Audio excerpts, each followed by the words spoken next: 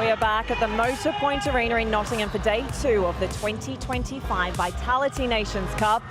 Yesterday saw big wins for England and for South Africa. Later today, the two powerhouses will go head-to-head. But that's after Malawi and Uganda take to the court this afternoon. Both these sides will want to bounce back from disappointing defeats and keep their hopes of making the final, which takes place next Sunday. Well, Malawi last played Uganda in the semi-final of the 2024 Africa Cup. Uganda claiming an 8-goal win. In fact, the She Cranes have won 3 of the past 5 meetings between the two sides. Plenty of stars in both camps to keep an eye on. It gets underway in less than half an hour. And straight after, well, you're in for a treat because the England Roses have a huge task against South Africa, both with wins yesterday. Many believe this is a dress rehearsal for Sunday's final. You don't want to miss it. Centre Pass is at 4 p.m. And here is a snapshot of what happened yesterday. The opening day, Uganda were no match for South Africa, who managed a 35-goal win. As for England, they beat Malawi 62-36. It was a dream debut for Paige Reed, who was named player of the match, and captain Fran Williams, well, she led the way, completely changing the course of the game. Good afternoon and welcome to Nottingham for day 2 of the Nations Cup. And I can tell you, if our pundits are correct, and let's be honest, they usually always are, well then we're in for 2 evenly matched games here this afternoon. And speaking of pundits, a big welcome back to Tamsin Greenway and Ebony Usoro-Brown. And hello to the Jamaican international who now calls Nottingham home, Ria Dixon. Ladies, I can't wait for what is to unfold on this court behind us this afternoon. Before we get on to today, I want your reaction from yesterday. You were all here, you all watched the 2 games. What did you learn? Tamsin, you lead the way. Yeah, it was a really interesting day, actually. I don't think we were surprised by the results of the game. I think out of Uganda and Malawi actually looked the stronger in terms of their structure and the excitement, but I think Uganda are just brushing the surface of what they've got to bring. I think England was safe yesterday. I think there's so much more to come, and they were almost forced. Why did they play safe? Well, I think it was just the combinations, learning the connections. We talked a lot about that in the pre-match. It's not about the individual skill. We know they're brilliant players. It's how they're going to link together. I think it made a massive difference in the second half, the impact of Fran Williams. I thought Liz Scholes came in and did a fabulous job, but it's almost easier to impact at certain times. South Africa looked good, so this game today is going to be fantastic. They did, Ria. I'm going to get your take on South Africa in a minute. Ebony first, what did you make of yesterday? I think similarly to Tamsin, I think South Africa look in really hot form, carrying on their form from having played the Sunshine Girls earlier on in January. So I think in each core area, from the young defence, we talked about them not having Carla Pretorius, so not having Nicola Smith, but the young Visser and Van Beek, I think, did an excellent job. So they will be ones to watch for this South Africa team. But from Uganda and Malawi, as Tamsin said, Malawi looked like a stronger outfit. Yeah. However, in the last 5 meetings, Uganda have always come out on top. So this first match is definitely one to keep your eyes on. Yeah, absolutely. Ria, Jamaican international, I said that at the top. Recently, you played South Africa, and recently, Jamaica beat South Africa. So you're going to have to tell us, what is the winning formula? What do England need to get right today to leave this stadium with smiles on their faces? I think in England's attacking end, they're going to have to look at how tight on the body South Africa are. I really felt their physical presence. So I think it will be important for the shooters, Paige, Liv, Emma, to kind of use that to their advantage, set the screens like they were doing yesterday, get the contact calls, just making sure that they're aware of how tight they are on the body.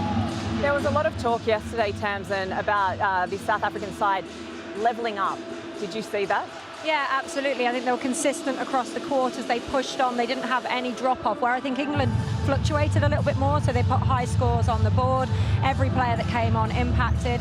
It was interesting listening to Ria, though. One of probably my concerns with them are they are a physical defence, they are a young defence. I know the style they were playing against yesterday is more of a grind down. You have to do the yards, you have to do the work rate.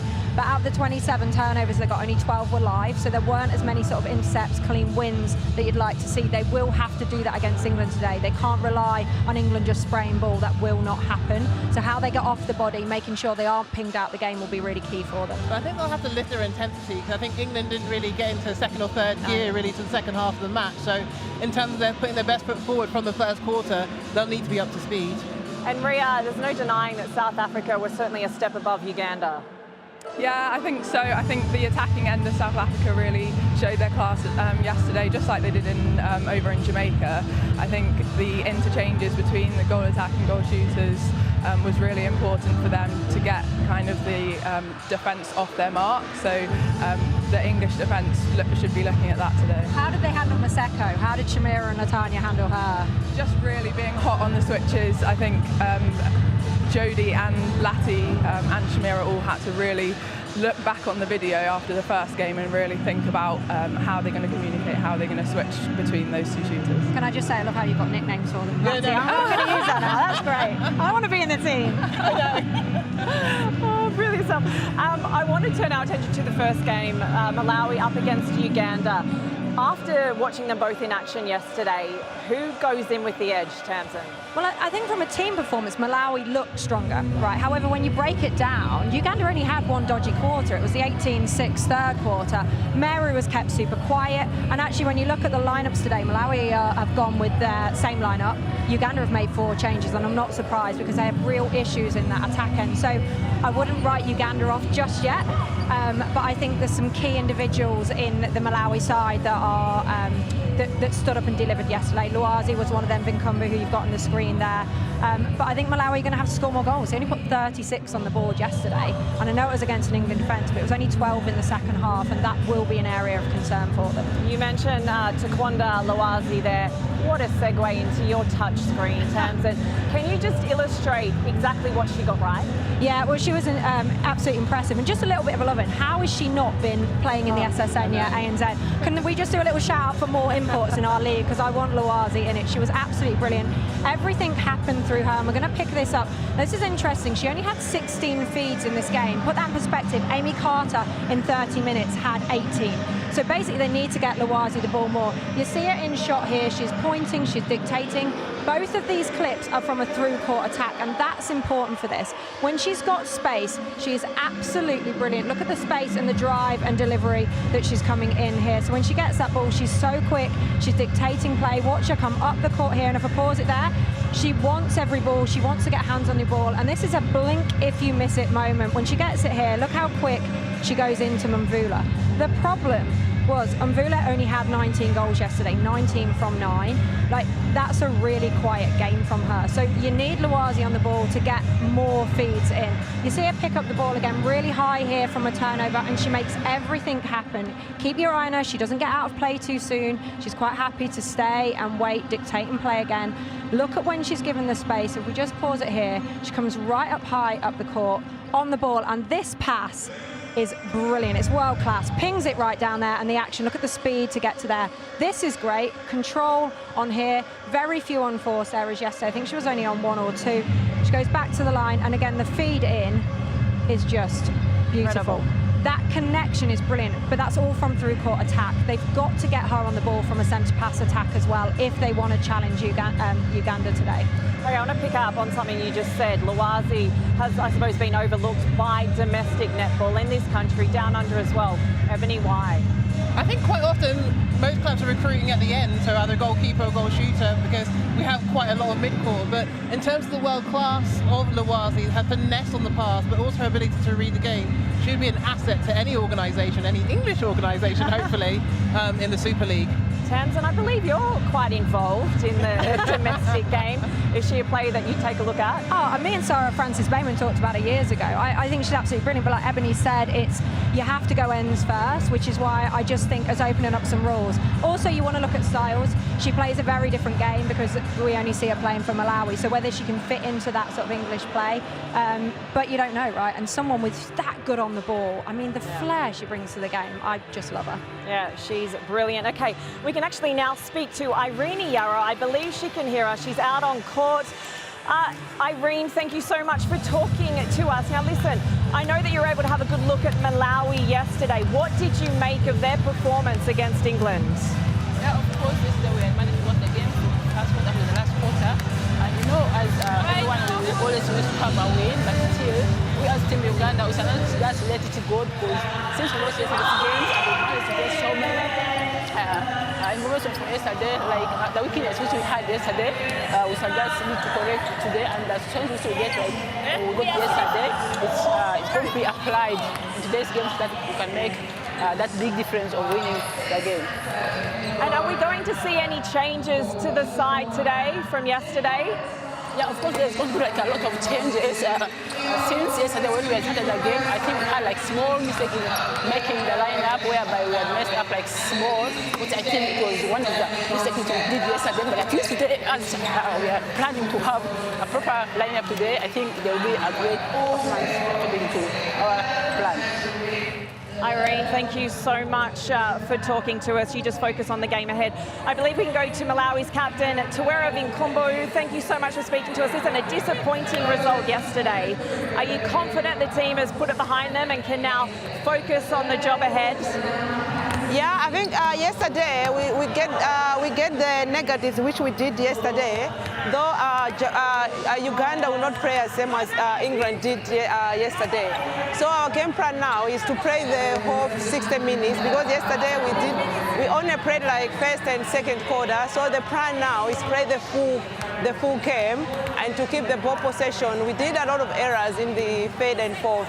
So the target now is to minimize those errors.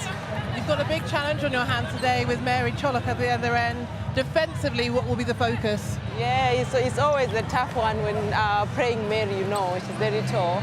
But we still have, I think we still have a positive which we get from Liv Chin yesterday, which we are hoping to apply it on today's game. Tawera, listen, we've just had Tamsin in studio talking about the impact that Luwazi brings to your team. So just how valuable is she? Yeah, I think there's a good combination between Luwazi and Vura because they've been playing together for quite long. So I'm just hoping like today they are going to play good where I can. Well, Tawera Vinkumbu, we wish you all the very best of luck. Thank you for speaking to us. Thank you. Let's take a look at the 7 who start. Tamsin, no changes from yesterday. Yeah, and I'm not really surprised. Ngambi was the one that surprised me at goal attack yesterday. She was brilliant. She was sitting on 100% at the end of the game, 13 from 13 at half-time. It's just about getting them more ball. Vinkumbu was superb at goal defence, an absolute workhorse, and partnered with Masamba, who had 6 deflections. So it was a really nice unit. Well, I believe we can actually hear from their head coach, Peace Kalua, right now. She's standing by with Ebony. Good morning, Coach Kalua. Malawi had a great first half yesterday against the England Roses. However, there was a bit of a drop-off in the second half. What have you looked at overnight to rectify those unforced errors? We looked at the turnovers which we did in the third and last quarter, and 6 of them came from the shooting circle. I believe we have rectified that because, you know, if a shooter misses a total of 6 baskets, it can cost us 12 baskets. If you saw our last quarter has 24 center passes, of which each team has a privilege of having 12 center passes. We managed to score 4 and lost 8. So we have rectified and devised a plan on how we can handle the last quarters.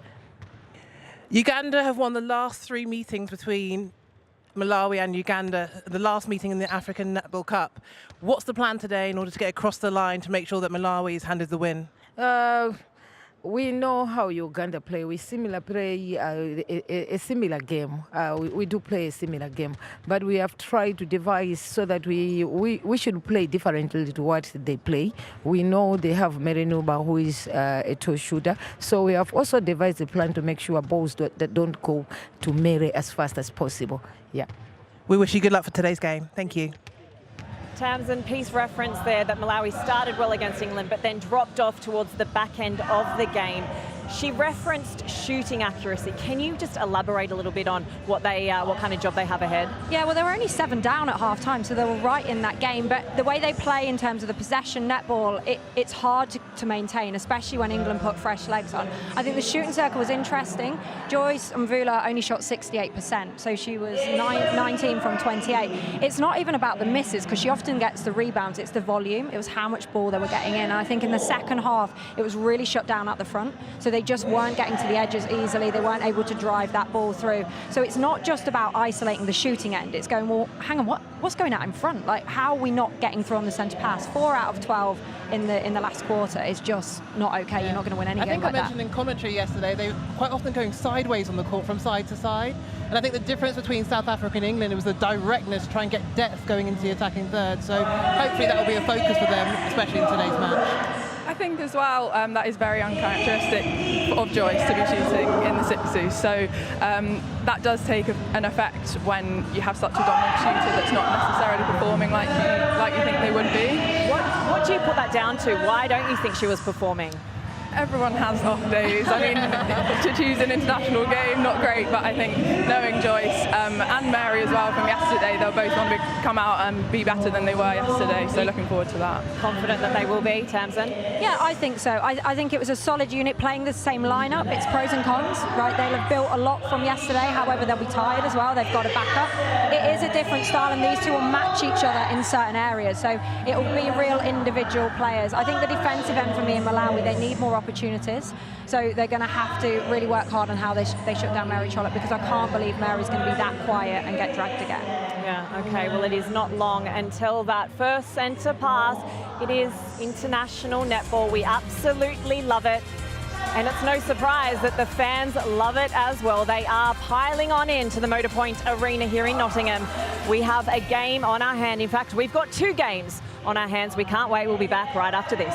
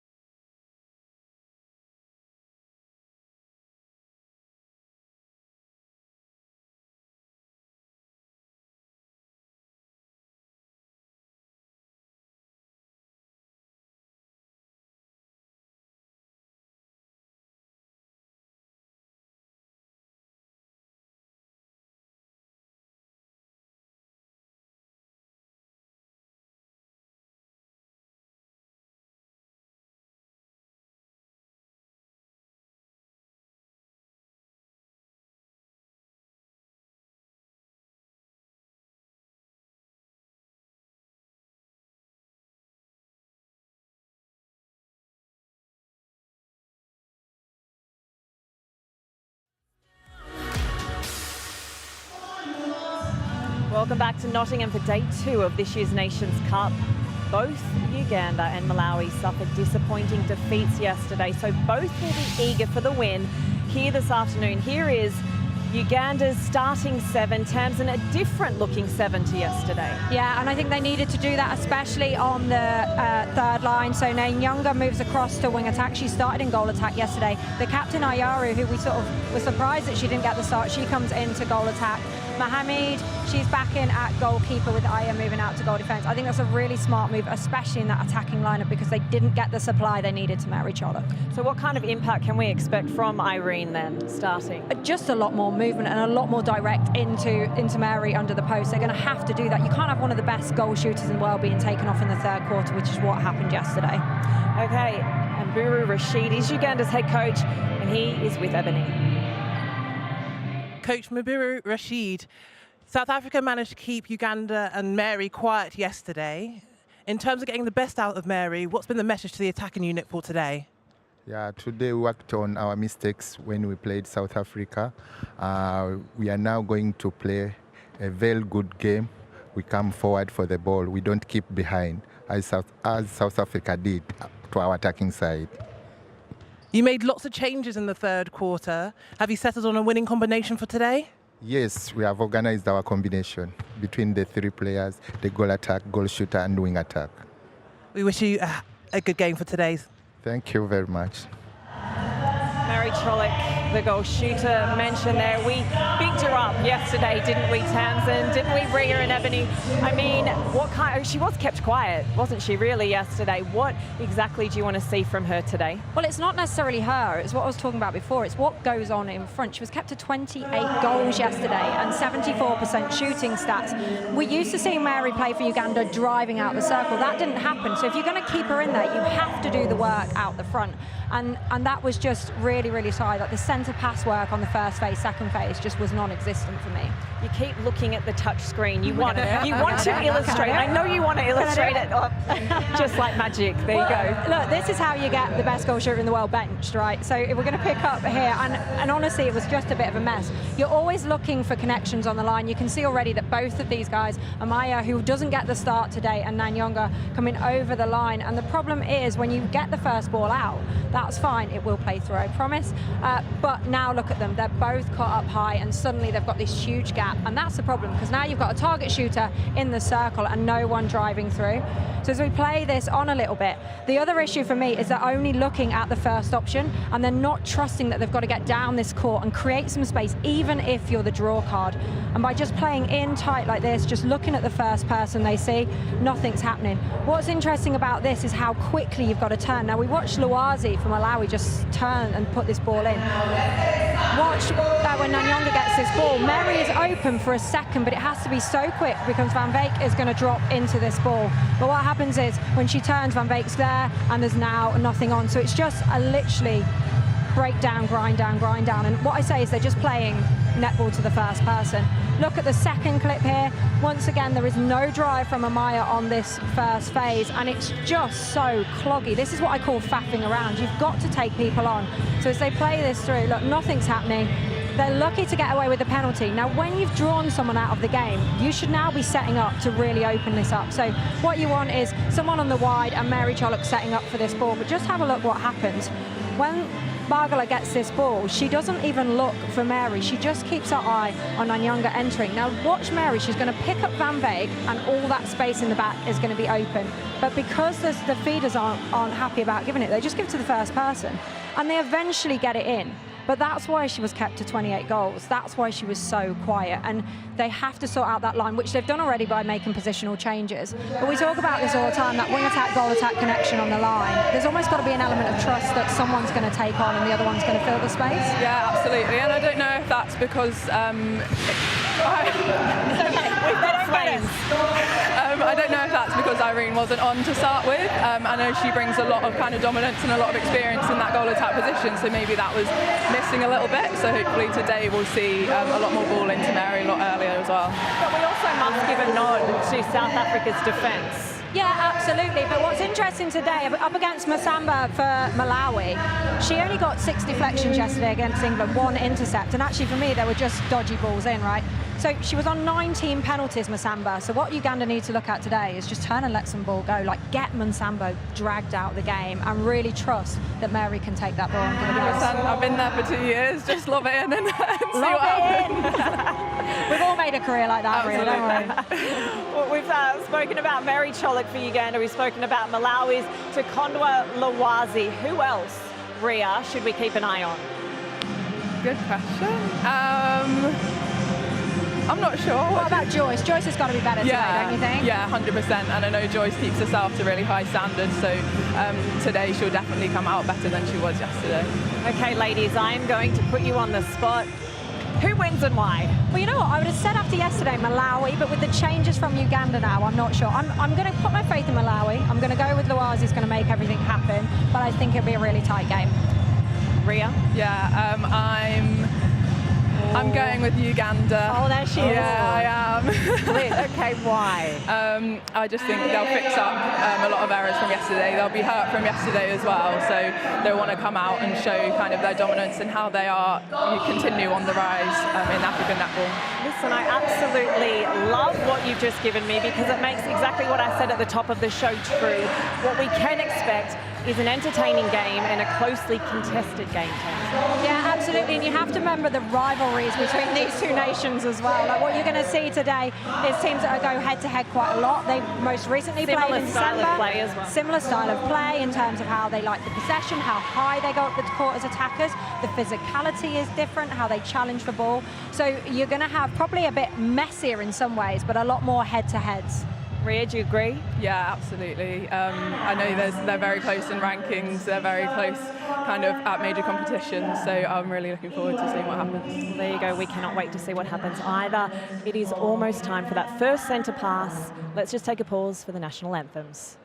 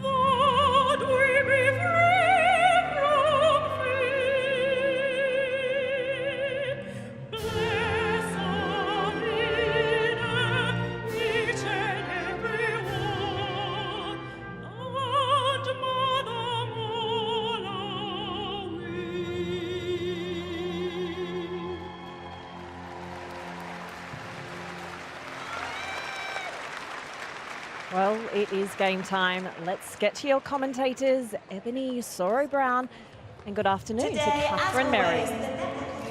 Good afternoon, Jenna. Good afternoon, everybody. Welcome to day 2 of the Vitality Netball Nations Cup here in Nottingham. Malawi against Uganda, the world number 7s against the world number 6s. Yesterday, neither of these two teams won a quarter, but this is going to be a battle. As Jenna mentioned, the last met in 2024 in the Africa Cup in Namibia. Uganda winning that semi-final 51-43.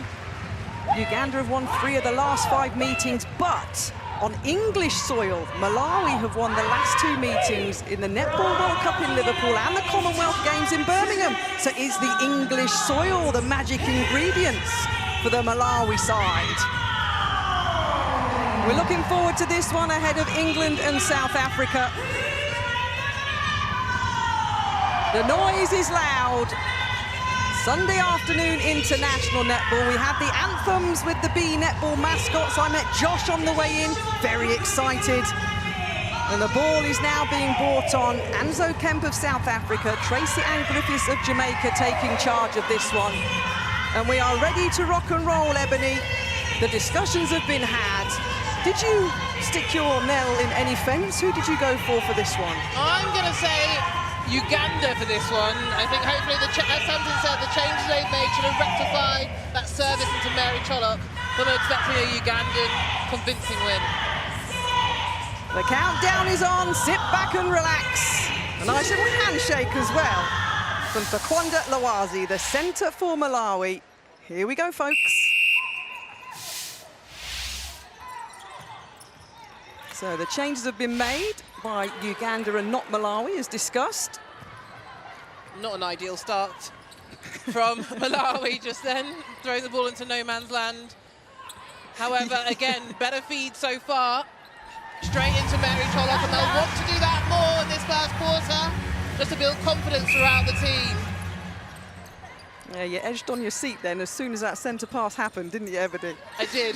First score on the board there for Uganda. Contact, goalkeeper, penalty. Myself and Ebony, just before we came to us during the anthems, was saying Mary Cholok, 201 centimetres tall, 6'7", and the three shortest players in the Nations Cup are with Malawi at 5'3", as the Ugandan She-Cranes drop in goal number 2.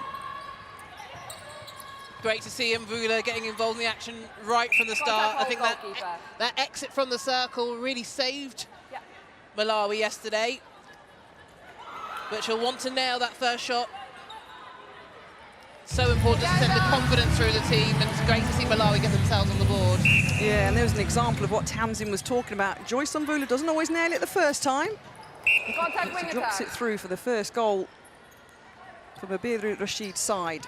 Centre third. There's Lawazi again.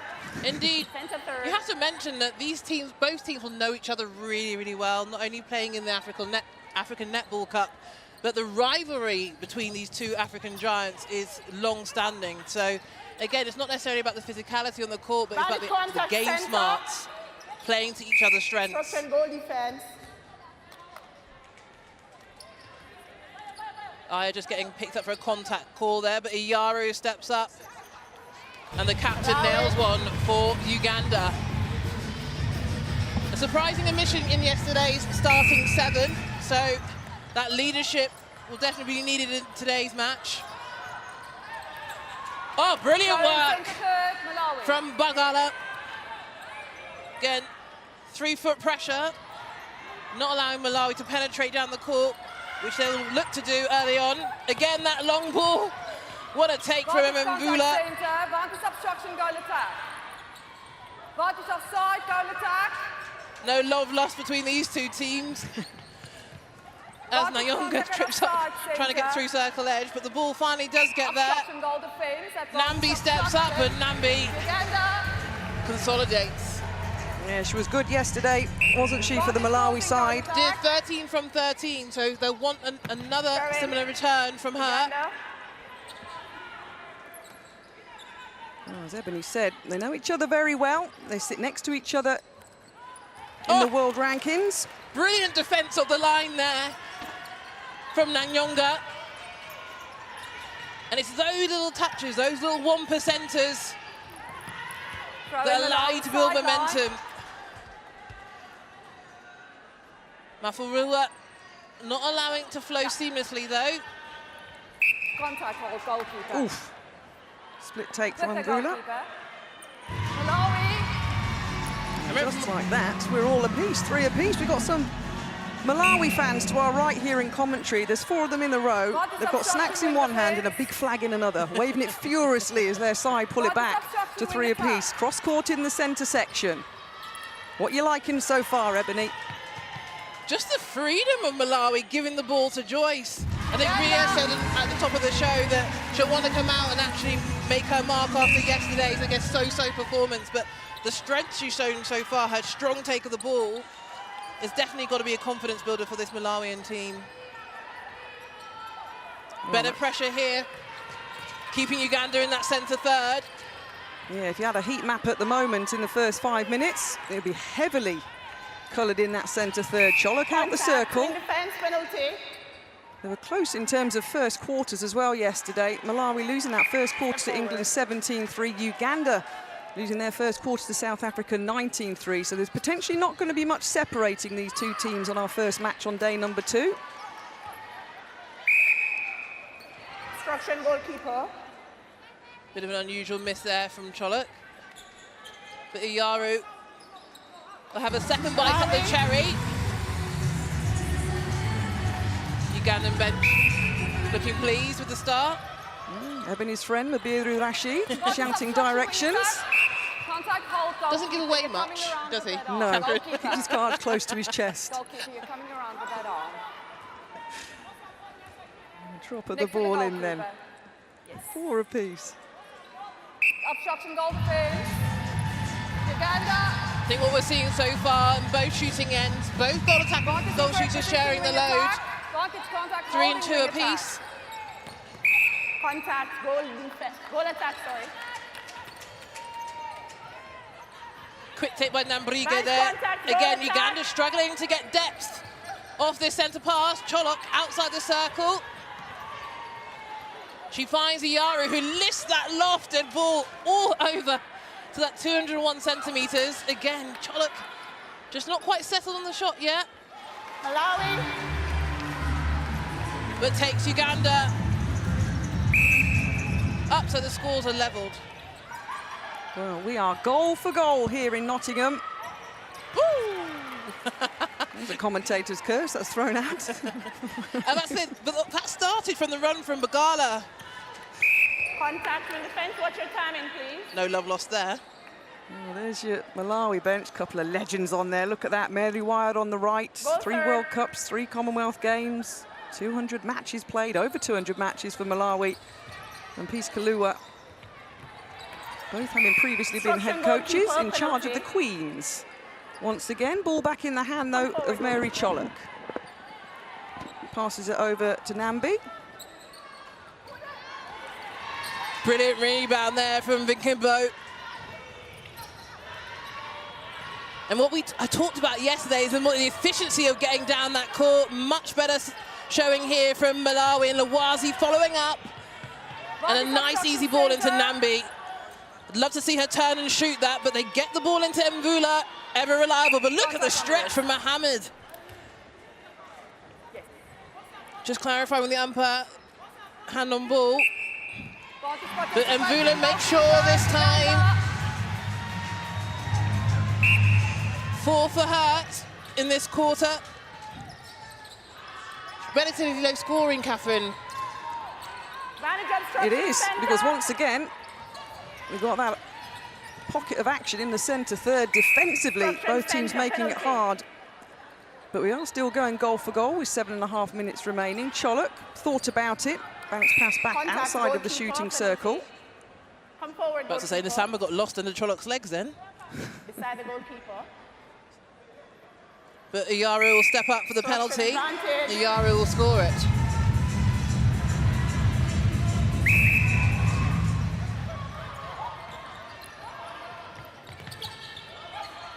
Look at the positioning, both of Mvula and Nambi.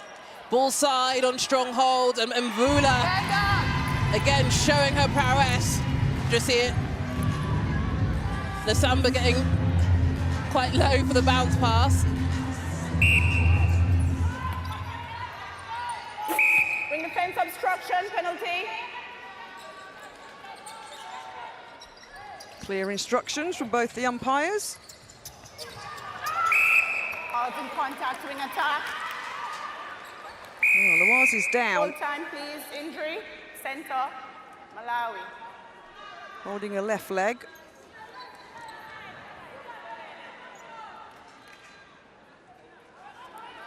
Center has to leave the court. So out of Incombo, one of her teammates helping her Center. back on. Center, you have to leave the court. Injury time was called for you. Well, you'd have heard being told that she has to leave the court because of the injury. So an enforced change in the centre position for Malawi.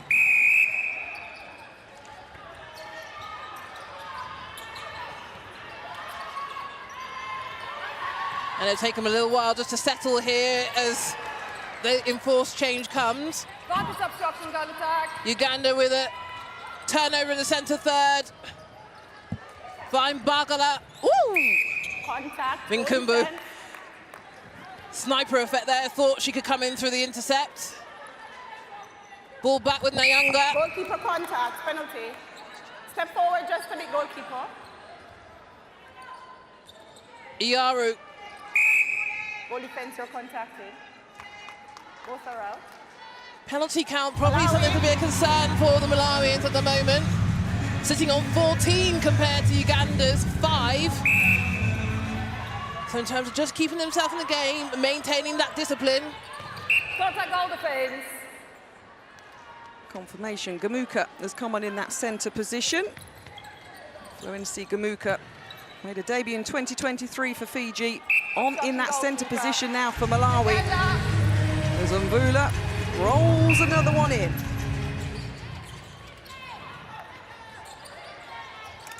We're so used to seeing these African giants score at least 15, 16, 17 goals per quarter. So an 8-7 quarter so far just shows the contest and the tenacity both of these teams are playing with. But Iyaru, again, ever on form. 4 goals so far to her name.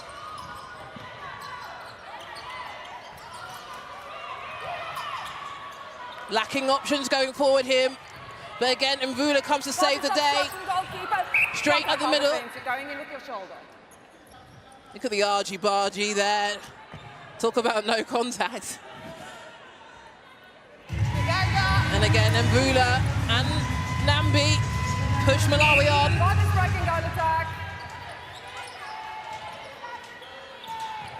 Bagala finds Iyaru. Iyaru again set. Great roll there by Mary Cholok. Twinkle toes and a layer to finish an exciting attacking phase. I swear as a defender that's the worst thing when the shooter does a layup against you. You just think they're not uncomfortable enough. We're still locked in, aren't we? We are. 9-9, under 4 minutes remaining. Oh, brilliant work! Absolutely brilliant work there from Aya. She read that nice and clean, ran through, had the gumption just to go for the intercept. Now it's whether Uganda can capitalise. And a better feed in there from Nanyonga into Cholok. Tall enough to get that rebound. Let's watch it here. Had her name on it. Look at the extension and the collection on that. And that, with their centre pass now being moved nicely into a shooting position, could give Uganda now a 2-goal lead.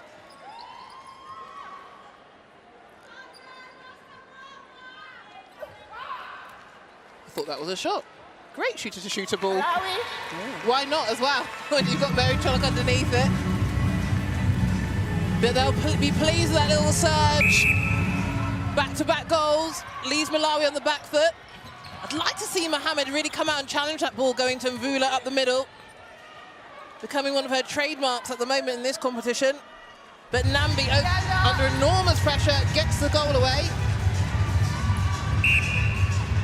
Bit of movement there on the benches in terms of those poised and ready.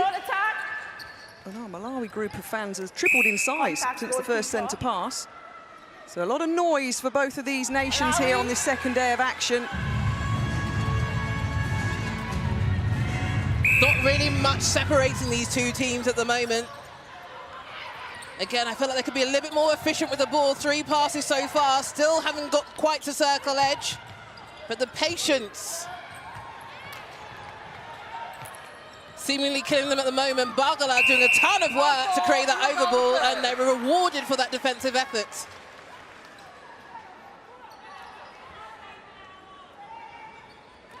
And so Kemp making the penalty is set properly. Get a little bit of overstretch, but Bagala cleans up. Goal defense, instruction, inside the circle. Binkumbo just getting stuck between 2 jobs there. Beside the goal defense. Hop, step, skip, leap, pass to Cholok. Contact. Hop, step, huge step, Yeah. leap, pass. Uganda. Indeed. It's given Uganda a 3-goal lead. 60 seconds remaining. It's been a brilliant first quarter, hasn't it? Uganda leading by 3. There you go. Mary Cholok is going to get another chance to pop through goal number 14. Great to see Masamba there again get a rejection on the shot. Couldn't quite collect on this occasion, but definitely something for the Ugandan shooters to watch out for. Now here it's about managing the game. You've got 37 seconds on the clock. Do you go straight to goal and then force Uganda to take their centre pass? Uganda. Let's see what the defensive effort looks like as the time ticks down. Uganda will want to score quickly.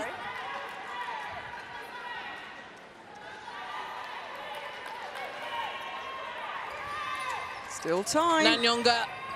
Iyara with a long lob in, but Masamba says not today. And again, not enough time to score that goal. Manager obstruction, goal shooter. And she tries the long one into Mvula. Obstruction goalkeeper. And it's a penalty. She draws it. Brilliant finish from Mvula. Well, Joyce Mvula has popped one in with a penalty in the last second. Uganda are leading Malawi 14 goals to 12 after the first quarter here on our second day of action. Look at Mary Cholok giving instructions, giving support. Do not go anywhere. We've got no idea where this game is going to go. See you in a couple of minutes. Is it desire, or is it love that I'm feeling for you? I want desire. I want to see what you're willing to lose.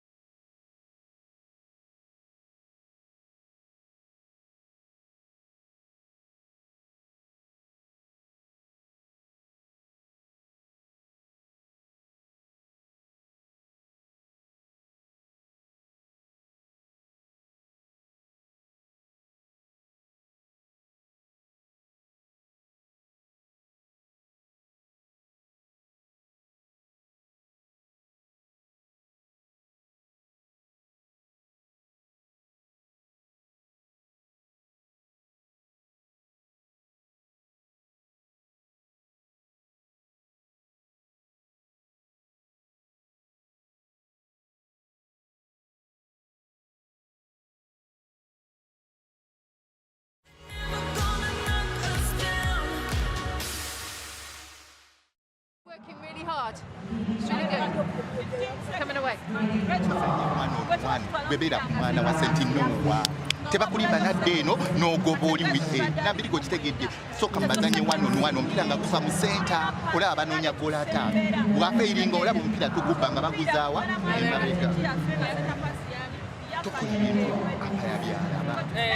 tokkiriza Joyce kubeera mu maaso always yam screeninga nekino ekibegabega making sure ng'oyitawo nga gwobeera mu maaso ye nga yabeera emabega ng'omuteekako kana akabina. Well, always brilliant to hear the insight to both head coaches with the chats and the instructions. Mabiru Rashid still still in his duffel coat. It's really hot in here today. And he was being assisted there by Miriam Sawyer, the team liaison officer, with a British accent saying, listen, this is what you need to do, Uganda. But they are in a good position because they're leading Malawi 14 goals to 12. And Joyce Mvula, of course, she's playing her part. 9 goals in total for the goal shooter. And here we go then, the centre pass to Malawi, quarter number 2. We'll scan the court as usual to see there's no changes for Uganda we can see in the second quarter. Again, Mvula really taking charge of that circle. Like to see Anisha Mohammed be a little bit more dynamic in her movement, allowing Mvula the front space at the moment, which she's capitalising on. But a misplaced pass there between Nanyonga. Oh, great direct play. Ooh! A little feisty on the take. Nambi. Again, rolling the front of that circle really well, and unfazed by the pressure means Malawi find themselves level. Yeah, within the first minute of the second quarter, that 2-goal deficit has been wiped out. Again, the depth being provided by Mvula, doing a ton of work, and Gamuka finds herself home alone on the circle edge. Woo! Nice little split. You know when I know a game is close and you're enjoying it, that's your third whoop. Sorry. And we're not even at half-time. I love it.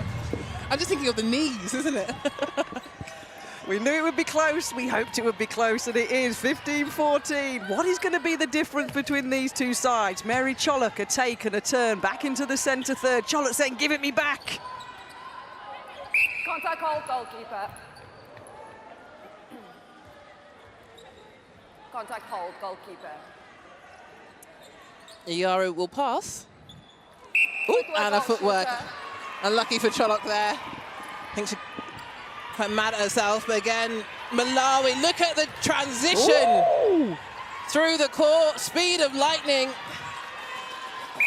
Instruction goalkeeper. Advantage. Brilliant work there from the Malawians.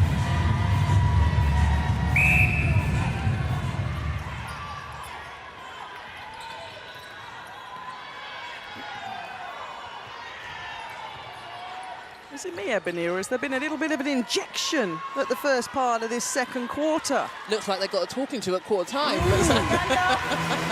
You saw the huddle, so again, it galvanised the team and then lifted their spirits. And again, you can see that the reflection in the scoreline. Bagala to Iyaru. Into Cholok, again just showing her prowess. Over Masamba.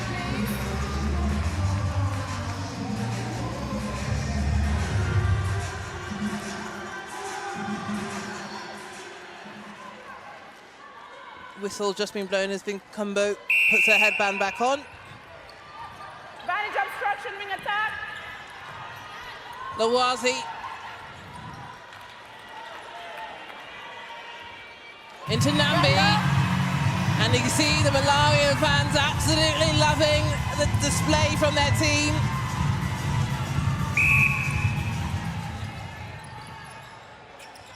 Under immense pressure, Nanyongo finds Bagala. Again, Uganda unable to get out of the centre third. Bagala finds Nanyonga. Cholok outside the circle, resets to the line, doesn't even turn to goal. Iyaru waiting for Cholok to reposition. Obstruction, goal defence.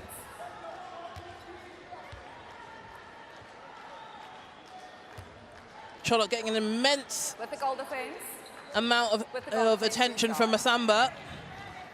But Iyaru Contact goalkeeper. gets a little dish off to Cholok, who lines it up. And again, keeps Uganda in touch of Malawi. 2 apiece, 18-16, Malawi lead.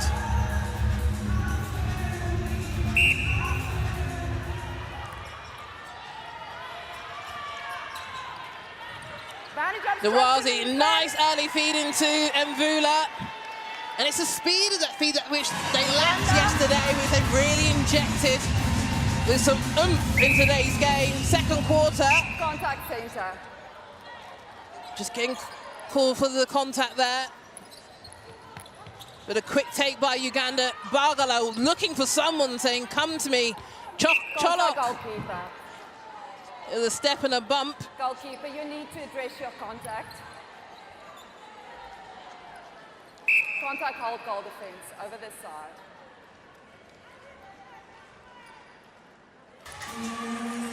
Iyaru, number 6 for her across the game. A rare moment of silence fell over the Motor Point Arena then. As Malawi go on the hunt. You've got to say go forward, like look down. Someone, that second phase is really troubling them at the moment. Brilliant work there from Mvula just to get herself ball side. At the moment she's a rescuer, so I think the communication between the attacking lineup, we need someone on second phase, but Uganda now in charge. Again, Cholok coming out to rescue them. Side and obstruction center, possession, goal attack. Good for Yaro to hold on to that one.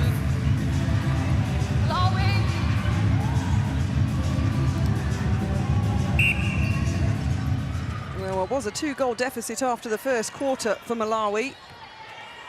Currently sitting at a 2 or maybe 3-goal lead, courtesy of another one from Joyce Mvula.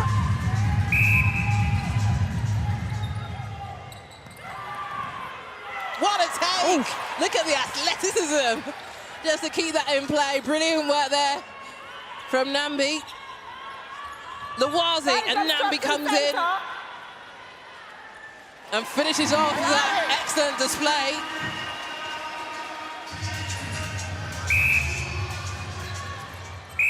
Contact, goal defense, penalty. Oh, player down, a lot going down, but bouncing back up. I remember looking over, used to seeing Serena Guthrie like parallel to the floor. Bouncing back up. Legitimately. Back line then. Uganda now having a 4-goal deficit to focus on. Contact, goal shooter, penalty. 10-4 quarter so far to the Queens. A reminder, world number Spanish 7 contact Malawi, in world attack. number 6 Uganda. Always tight battles. Today's no different. Goal time. Goal defense, that's a warning for intentional contact. Please watch your timing to the ball.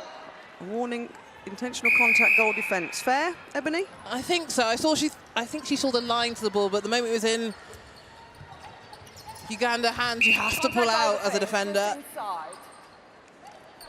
With the goal defense inside. Iyaru again steps up. Oh, there she is, Baroness Sue Campbell, appointed the new chair of England Netball Board in December. Welcome, Sue. Exciting time for the England Netball. Recent exciting new partnerships announced. The renewing of partnerships. Contact center, Uganda outside. And Baroness Sue Campbell in the house. Outside. Enjoying this one as we are. 22-19, Malawi Contact leading. on the body.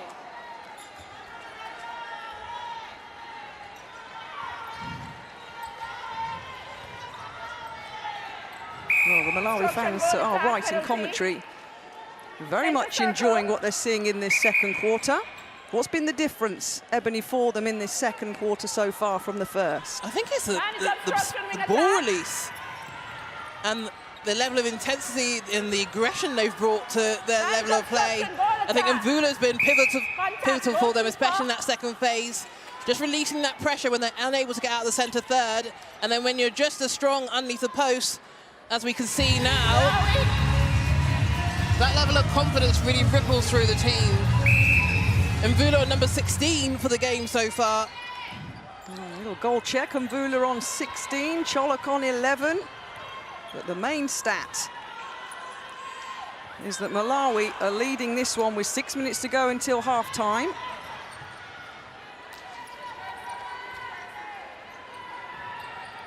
Again, Bagala not too sure to go forwards. Obstruction, goal attack, hands first. You can tell Malawi through court defence, each and every one player. Advantage moving off goal attack. Really sticking to the Ugandans, arms up in front. Every pass is pressured. But they're in the attacking third. Cholok Goal defense. You're already on the warning goal defense. trying to hold her space against Masamba. Goalkeeper. Masamba gets the call for the contact. Goalkeeper. Me? Here? Yes, you. Obstruction goal defense now both out. Move back. Well, Mary repositions herself, seeing the back of the shot. The fans still filling up the Motor Point Arena here. A reminder, England, South Africa to come later on. They're definitely enjoying themselves. And the She Cranes flag signed as well by some of the players. A good vibe, as you'd expect. Uganda will really want to capitalise on this centre pass. Whole time, goal defense. This is now suspension for 2 minutes for repeated infringing. Goal Goal defense, you need to go off. Goal defense, you've been suspended. Yeah. Your jaw just dropped, Ebony. It did. Oh, pantomime boos. You see Vinkumbu takes the bench for 2 minutes. It's a second warning. She got the first for the fly, the second, so that means she has to leave the court for 2 minutes. So Malawi will play with 6, and so Kemp giving that second warning. And for me, for Malawi, it'll be about possession netball here. How much can they keep the ball in hand?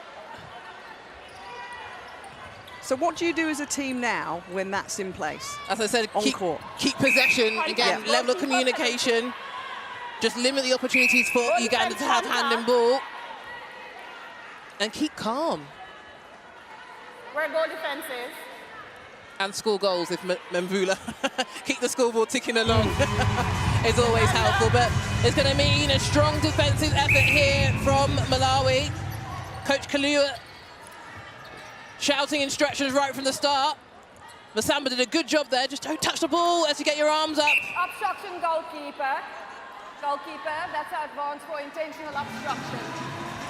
And so Kemp just reminding Masamba just to keep disciplined. Nawazi finds Nambi. Contact, goal defense. What's going through her mind? What's going through Tuera Vinkombo's mind? I think it's just about, okay, I'm out the game. How am I going to impact or implement myself when I get to go back on court?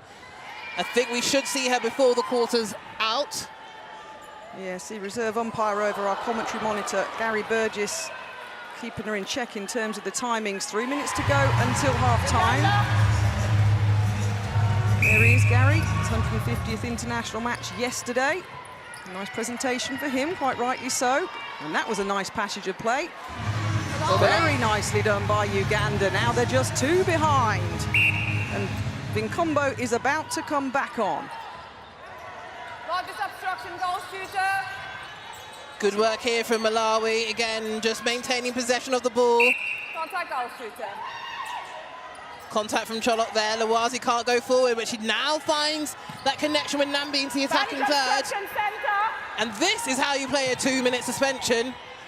Keep Uganda away from it. Get those contact calls. Goal defense, step forward. For our new viewers, Vinkombo is waiting because there has to be a break in play. She just can't run back on? No, she can't wait for the umpire to reintroduce her to the game. Here she comes. I don't know if she's happy, sad, angry, indifferent. I'd go for the second option if you had a choice. 25-23, bang on. 2 minutes coming up until half-time. Now we're back to a full complement, 7 versus 7. Oh, lovely from Mary Cholok. Beautiful. Out the circle, back into the circle. Uganda get another goal, and all of a sudden, they're just 1 behind. You saw the bite in that, the tenacity. Contact hold center.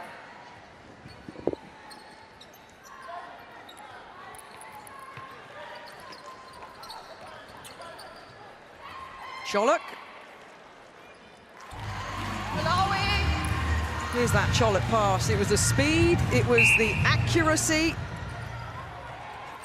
Nanyonga, Ayayu, and we're 25 apiece. Advantage obstruction and offside throw in. 13-11 quarter. to Malawi, this one. A reminder, they were 14-12 down after the first 15 minutes.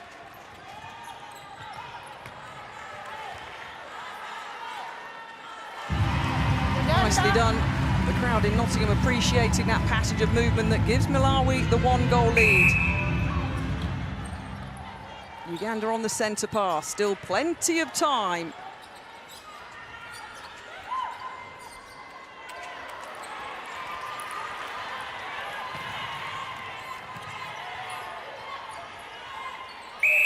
Contact, goal defense, you're holding.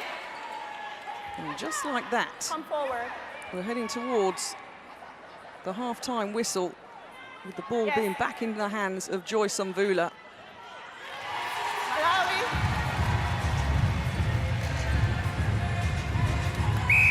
Full time, please. Mvula glancing up at the clock. Oh. Oh, that's how to end the second set of 15 minutes. And the buzzer has gone. And once again, Joyce Mvula, as she high-fives her team, leaving the court. And Malawi now have a 3-goal lead halfway through this first match of day number 2 here in Nottingham. 28-25 for the Queens.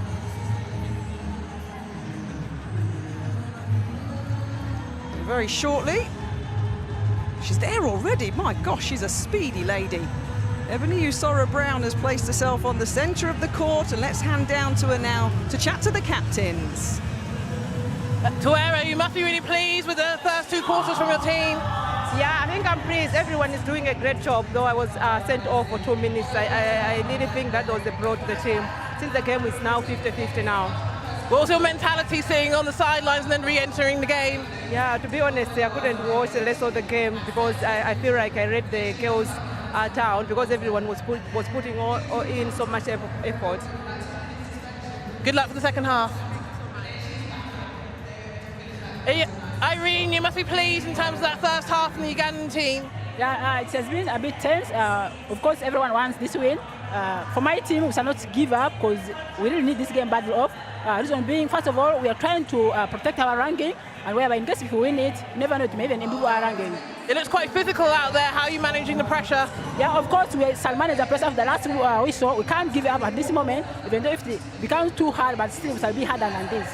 Good luck for the second half.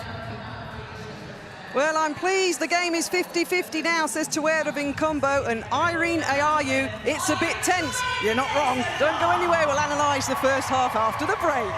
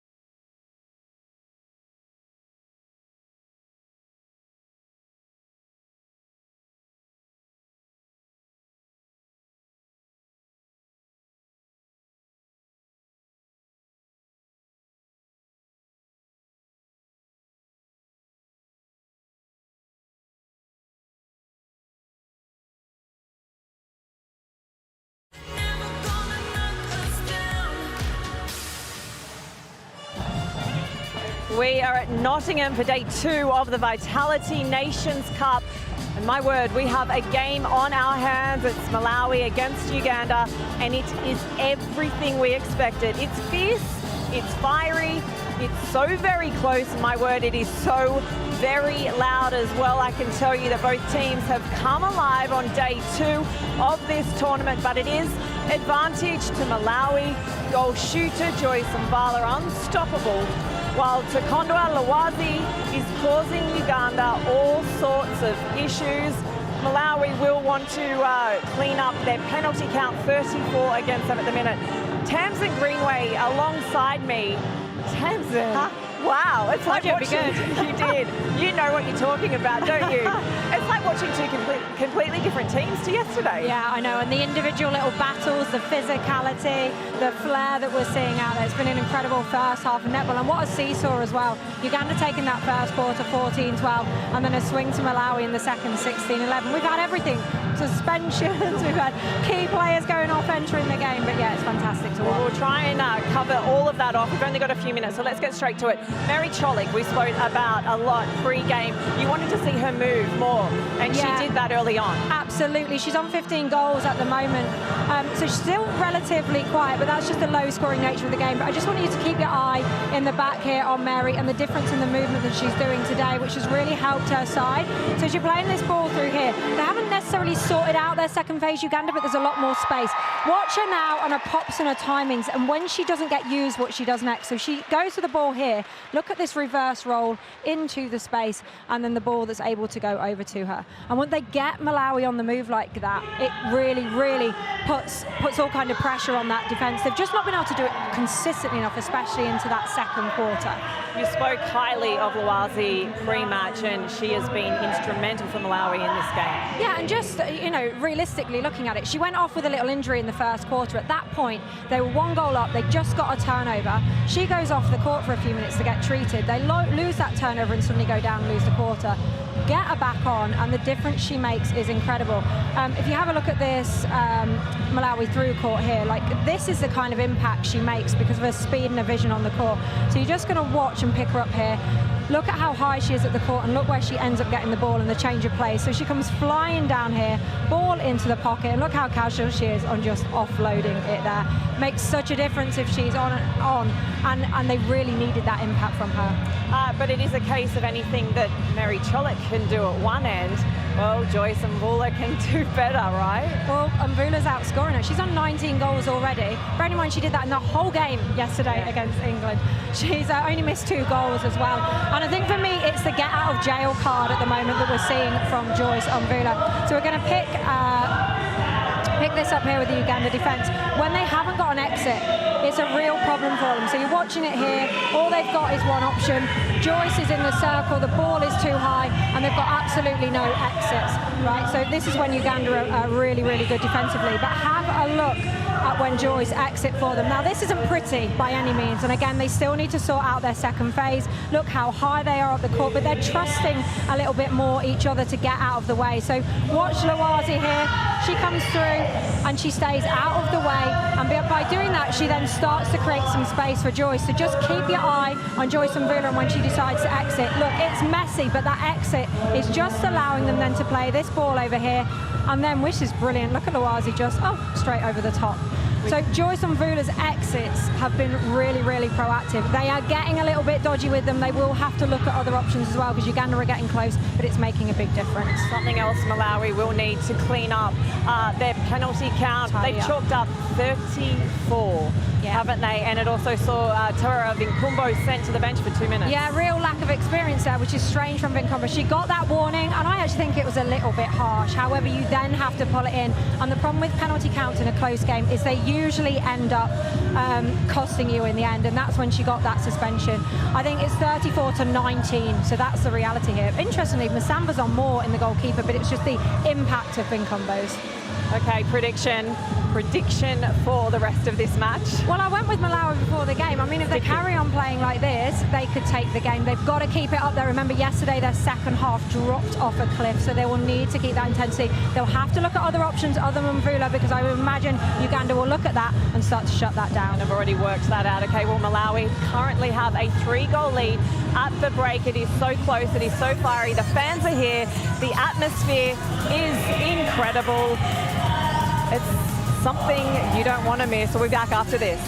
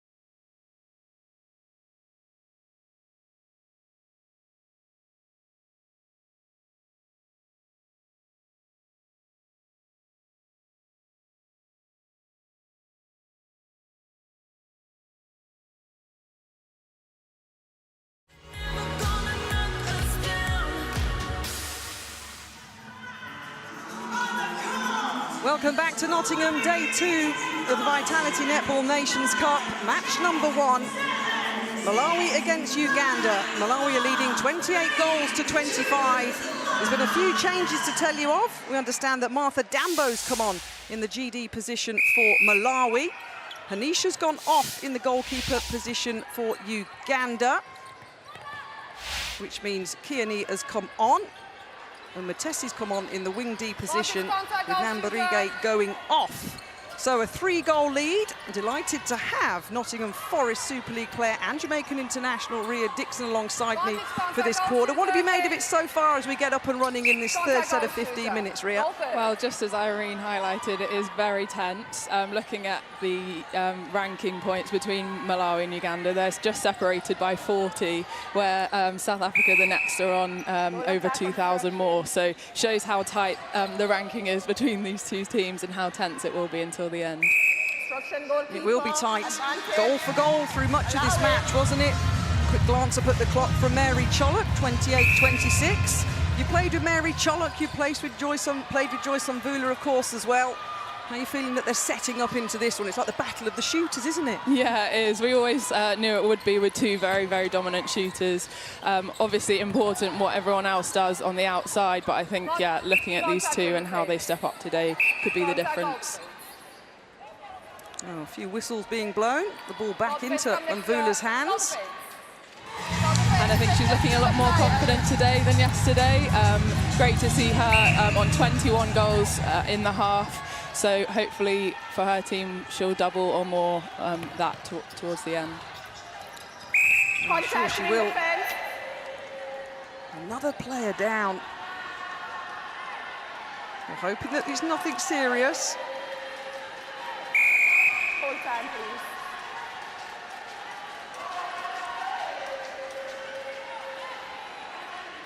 Physio quite rightly running over as speedy as he can.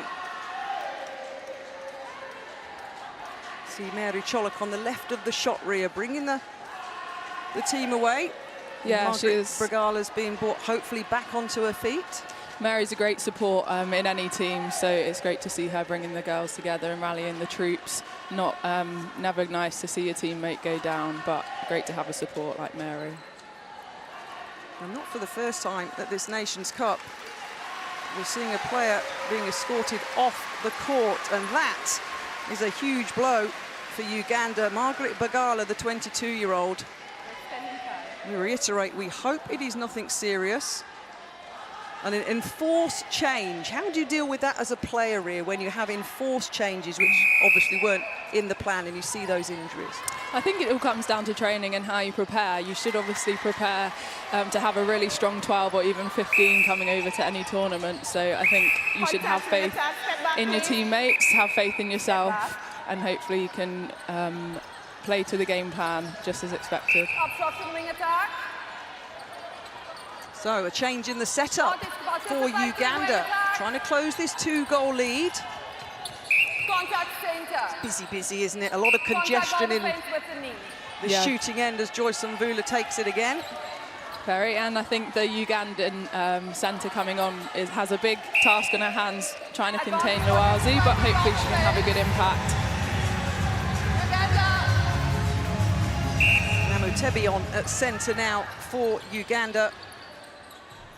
The mid-court player being brought in. Hindu Namatebi on then in the centre position for Uganda. A lovely snatch and a pick-up. Malawi have the chance now to take it back. Try and get goal number 31, but they've got to navigate through that centre third again. Exactly, and Luazi's down, so they might struggle a little bit, but it seems that she's back on the ball, taking a few hits on the way. Wing attack. Wanting to make this one count. Down the outside line, past the coaching bench of Uganda. You need to address that for me. Fans continuing to arrive in the back of your shot there. A reminder, England, South Africa to come after this one. And seeing Joyce there set up a screen, trying to control that shooting end. Unfortunately didn't go to plan, a miscommunication between the outside and inside the circle. So not taken advantage of.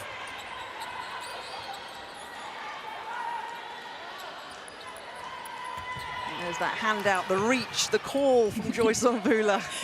She's known for that strong take, and any keepers coming up against her would struggle, thinking that it's gone out of court, but then she just reaches out that long arm.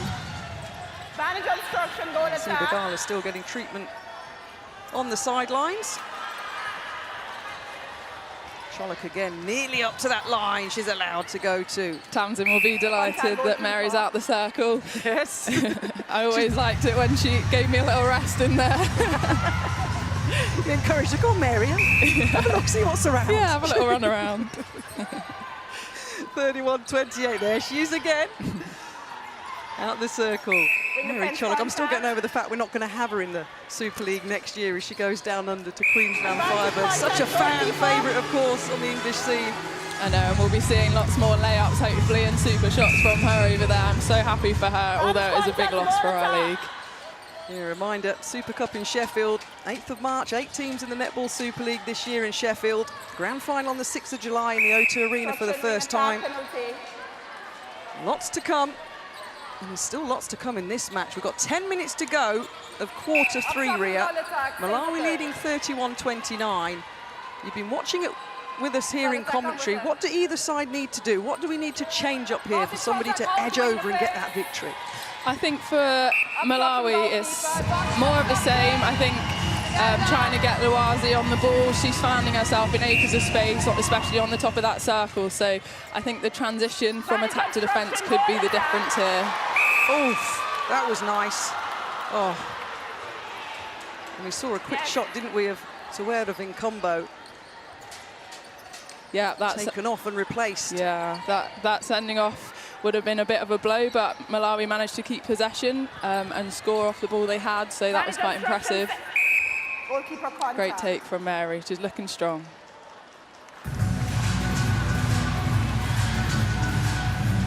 Here we go. Look at this. Talk us through this one, Ria. Oh, lovely. Lovely fly, interception out of the circle. You hate to see that coming when you're a midi driving towards the edge. Contact center with the knee, goal third.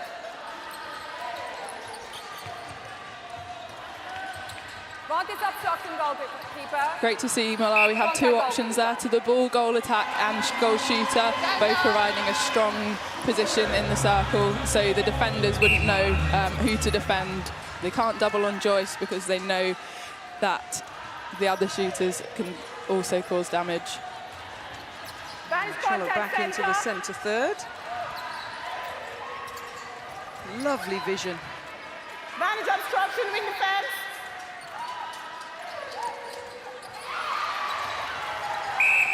And I'd say Uganda showing the opposite, where Irene's not necessarily providing a strong option, so defenders know exactly where the ball's going. If she just drives with a bit more aggression and a bit more want for the ball in front, then that would cause a bit more confusion for the defenders. Yeah, look up at the big screen here in Nottingham. Well, the goal attack for Uganda in terms of workload. 10 and 21 in terms of sharing of the goals. Mary Chollock on the 21 so far for the She Cranes.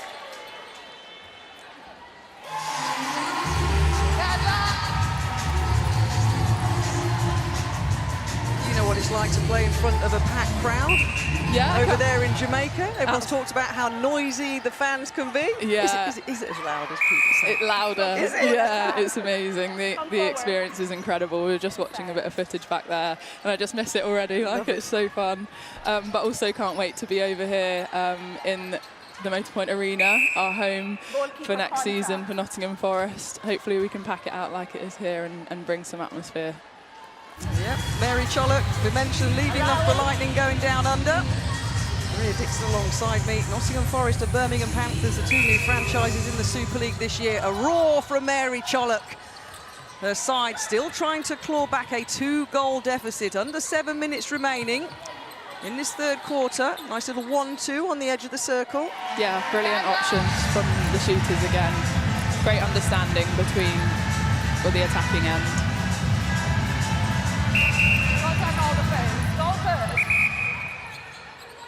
See in the back of his shot, the South African team casting their eye over this first match of the second day. The Spar Proteas coming up against the Vitality Roses. Split take from Mvula.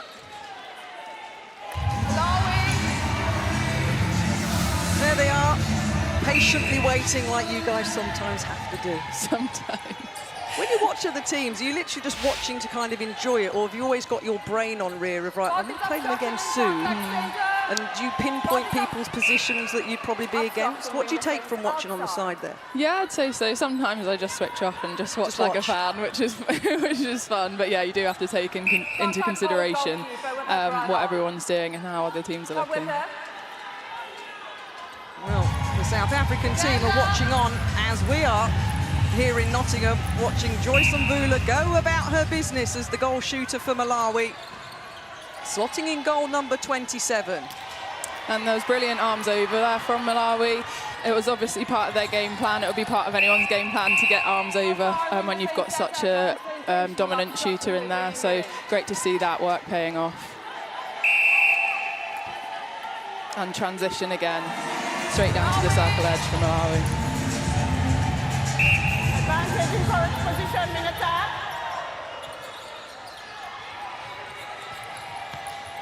So South Africa, as you can see, have left the building. Not literally, the backstage. They'll be warming up. Less than 5 minutes to go with this third quarter. A reminder, Malawi, next Saturday the 8th, when this Nations Cup moves down to the copper box, we'll be playing South Africa at 3 o'clock before England take on Uganda at 5:15. Another blast of the event presentation team, bit of music for us. For Uganda on Saturday in London, they'll be against England at 5:15 after that Malawi match. So much to look forward to before finals day on Sunday.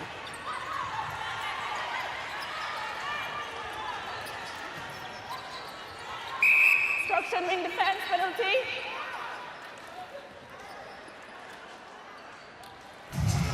Malawi. there's great footwork from Masamba, trying to get round Mary as much as she can.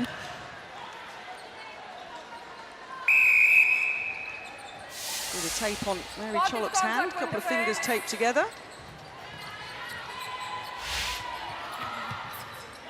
It's not affecting her shooting ability, is it? 23 so far, Ria. Yeah, that's good going, and she'll be happy with that today. Contact goal shooter with the push-up. 28 yesterday. As Tamsin was saying at the top of the show, 28, 74% for Chollock, already on 23 as we make our way towards the final 15 minutes.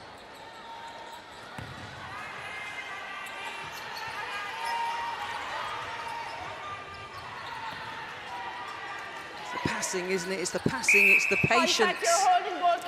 Yeah, it would be great to see them look down a little bit quicker, but I guess it's a different style of play, a style of play that's used to playing the ball around.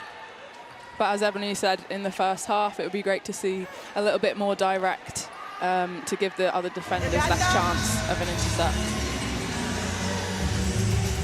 Oh, still game face for Mary Chollock on this occasion. Only missed the, say only, she's done 24 from 30 so far. Ooh. Hold time. Goalkeeper, that's now a suspension for repeated infringement. Second suspension of the game.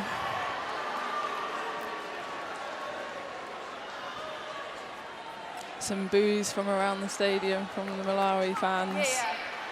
It's Masamba sent to the bench after Vinkumbo being sent earlier on. Can we get a watch? Can we get him off? Well, let's have a look at this one. I see what she was going for, and the ball was set up for her. It was just a little bit late and clipped.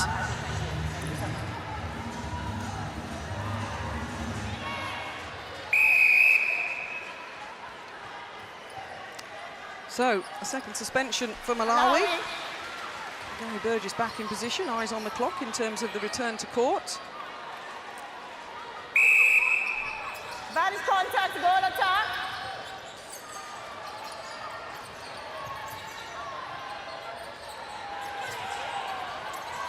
I think in that centre pass, it was great first phase, but Malawi just missed the two options they have forward and decided to go back. So it would be great to see confidence to give that ball forward.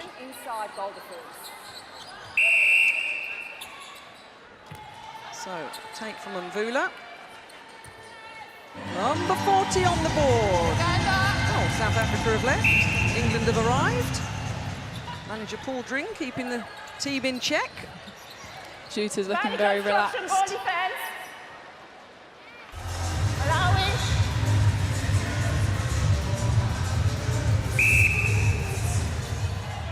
40-36 then. Throw in Look at the Uganda. clock. There's 2 minutes in terms of suspension. There she is. And Samba should be back on.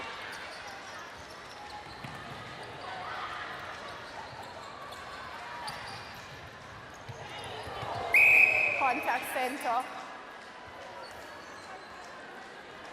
Doesn't seem like to me Uganda have really made the most of this change. Uganda. No, well, we saw it, didn't we, then Vinkumbo went off, and Ebony was talking about capitalising in terms of the suspension.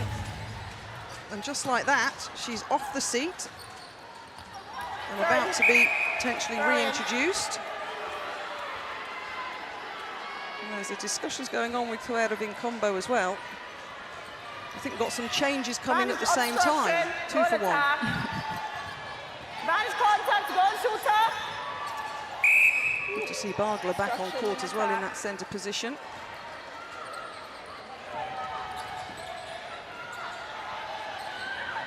So lots of action as you'd expect in our first game of the second day. And still just 3 goals separating them.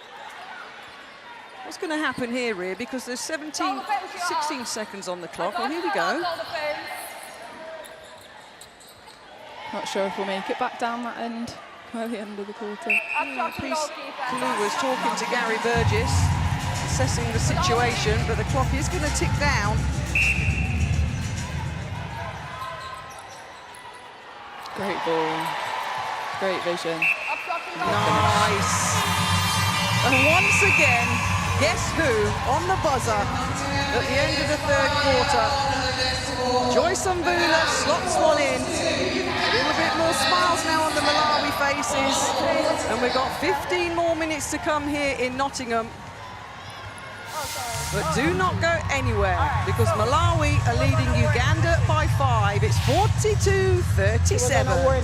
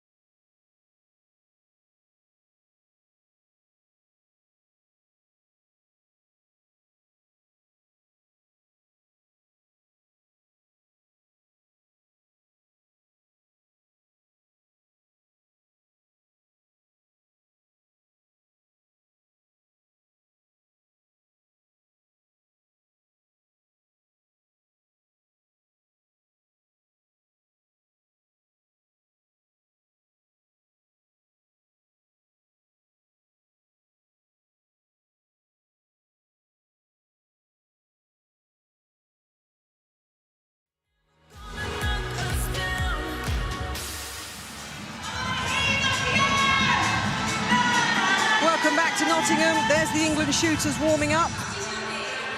Liv Cheen off court yesterday, back on court, ball in hand. All the shooters ready to rock and roll. Taking advantage of that little bit of a break there between the third and the fourth quarter between Malawi and Uganda. So before England-South Africa and that huge battle, we've got to conclude Malawi and Uganda. 42-37, Malawi lead. Uganda won the first quarter 14-12, but quarter 2 and 3 have been won by the Malawi Queens. Ebony Usora-Brown back alongside me in commentary. You had a different viewpoint of that third quarter when Rhea Dixon was with me, Ebony. What was your overriding thoughts at the end of that third quarter and what both sides have to do to win this Nations Cup match? I think at the moment, Malawi just seem in the driving seat. There's a little bite or, I guess, aggression towards and thriving in the moment in the game, whereas Uganda at the moment just responding. They're not very proactive in terms of winning ball, all the directness going towards goals. So going into the fourth is going to be key that they pick up that energy.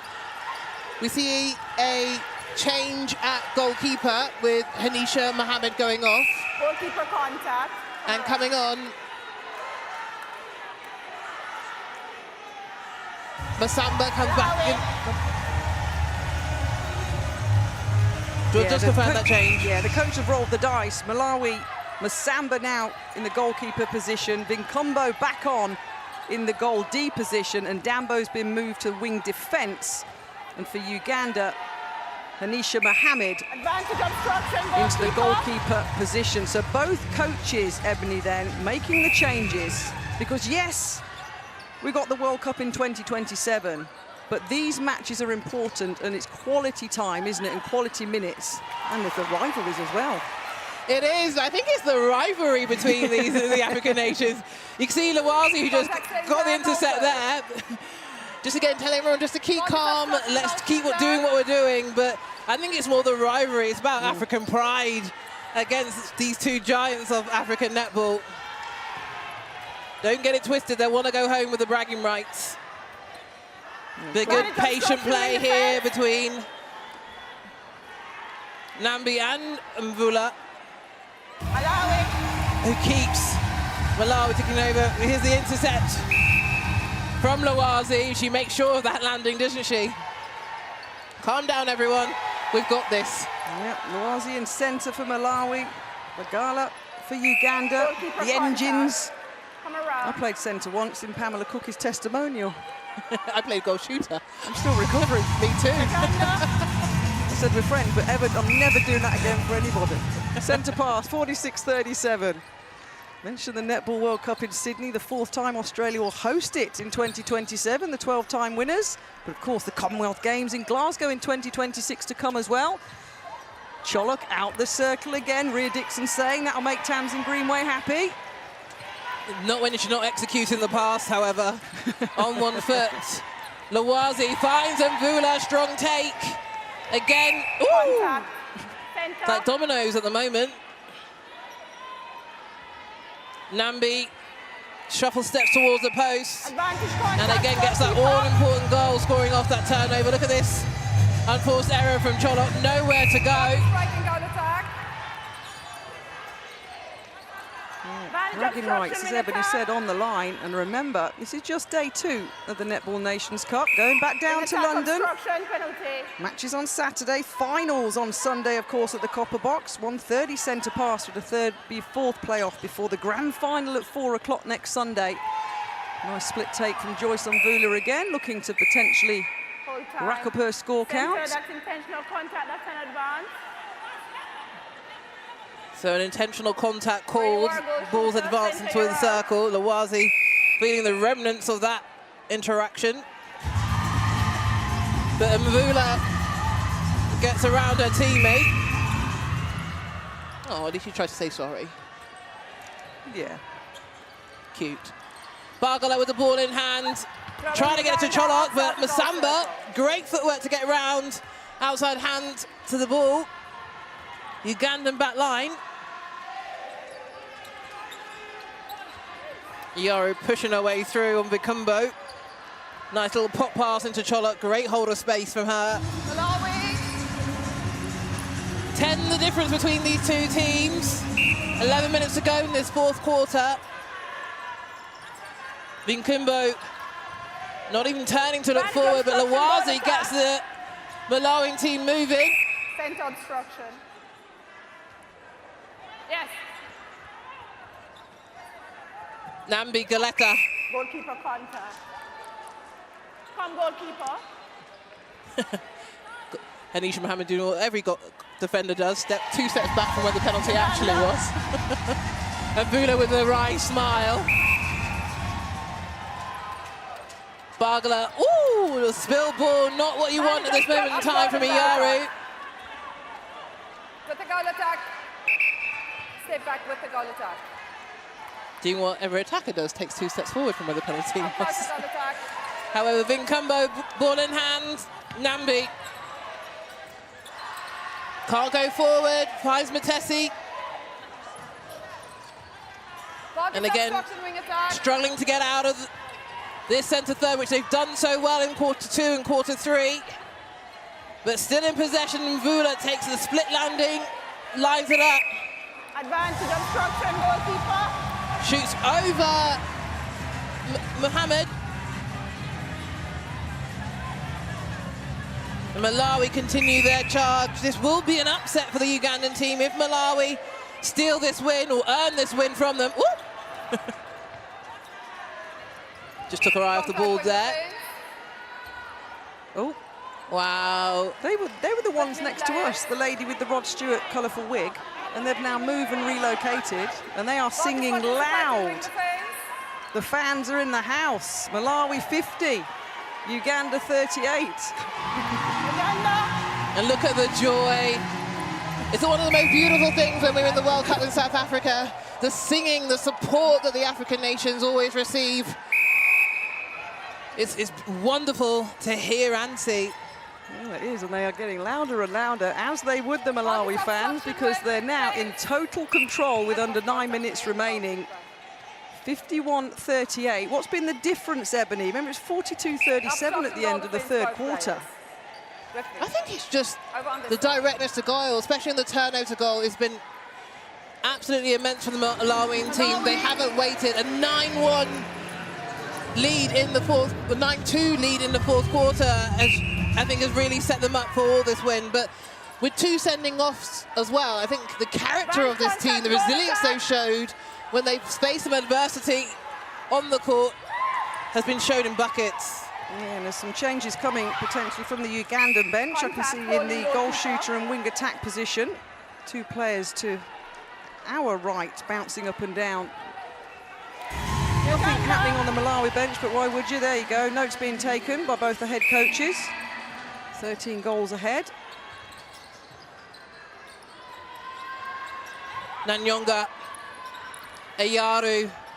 Oi! Great work, bread and butter for Vinkimbo.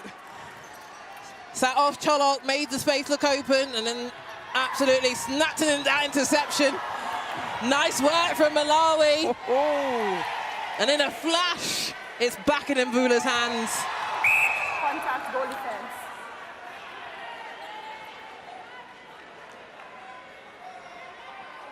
Cold. Yeah. Yeah. Your mate Mabiru, I think, still got his jacket on. Right, here come the changes then. They waited patiently in those 2 positions. Mary Cholok, high fives all round, replaced in that goal shooter position. And we've probably seen the change like yesterday. They started off so well, Uganda, 14-12 first quarter, and the connection. Look at Nawazi. Gonna play with the rest of us. But in terms of finding that connection into Cholok, it's just been lacking as the quarters have progressed. To confirm, now Malamba's gone into the goal shooting position, and Amia has gone on at wing attack. They're the 2 changes Contact goal defense. Uganda have made. So, well, there's the South African coach, Jenny Van Dyke, on the right of the shot. Saw the players earlier having a little look around, Ebony. It's always good as a player just before an international. You come into the arena, you kind of soak up the atmosphere, it really gets your blood pumping. And then stepping into the arena to perform, it's undescribable in terms of how it really kind of galvanates your emotions to get out there and perform. Anyway, Iyaro, ball in hand. Obstruction goalkeeper. Malawi. That's number 13 across the game for her, so a fair innings.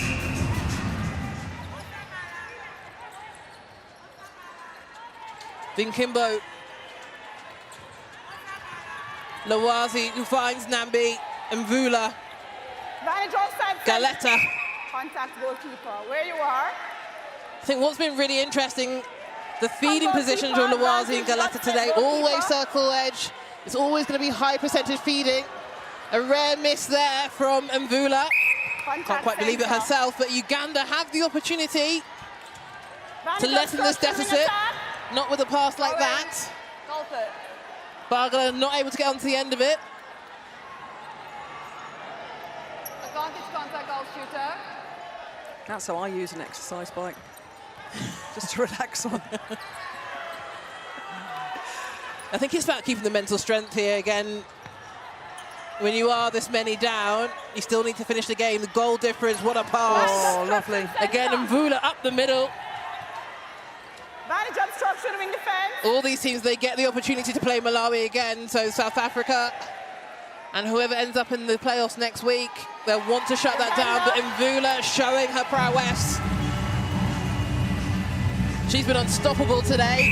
Yeah, she has. 38 goals from Joyce Mvula.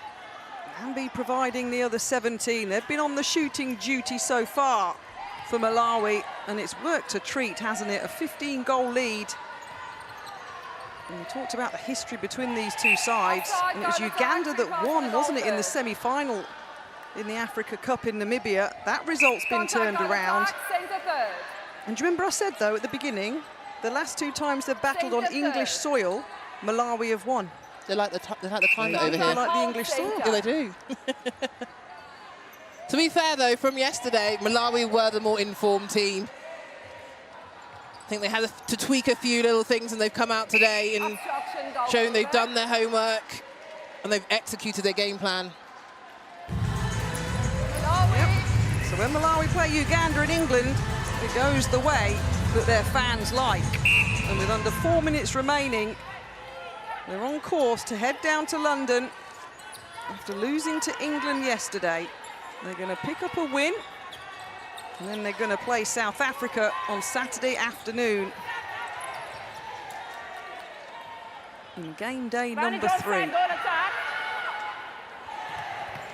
Great take by Nambi. And beautifully worked by Malawi. Great to see the camaraderie between the two shooters. Lawazi, look at that no-look throw. That's special.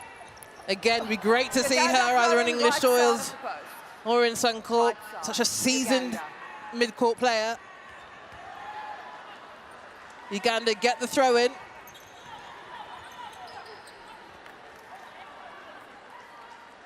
Brilliant take by Namalumba, but can't quite execute and finish off. Takes a deep breath and she gets the shot away.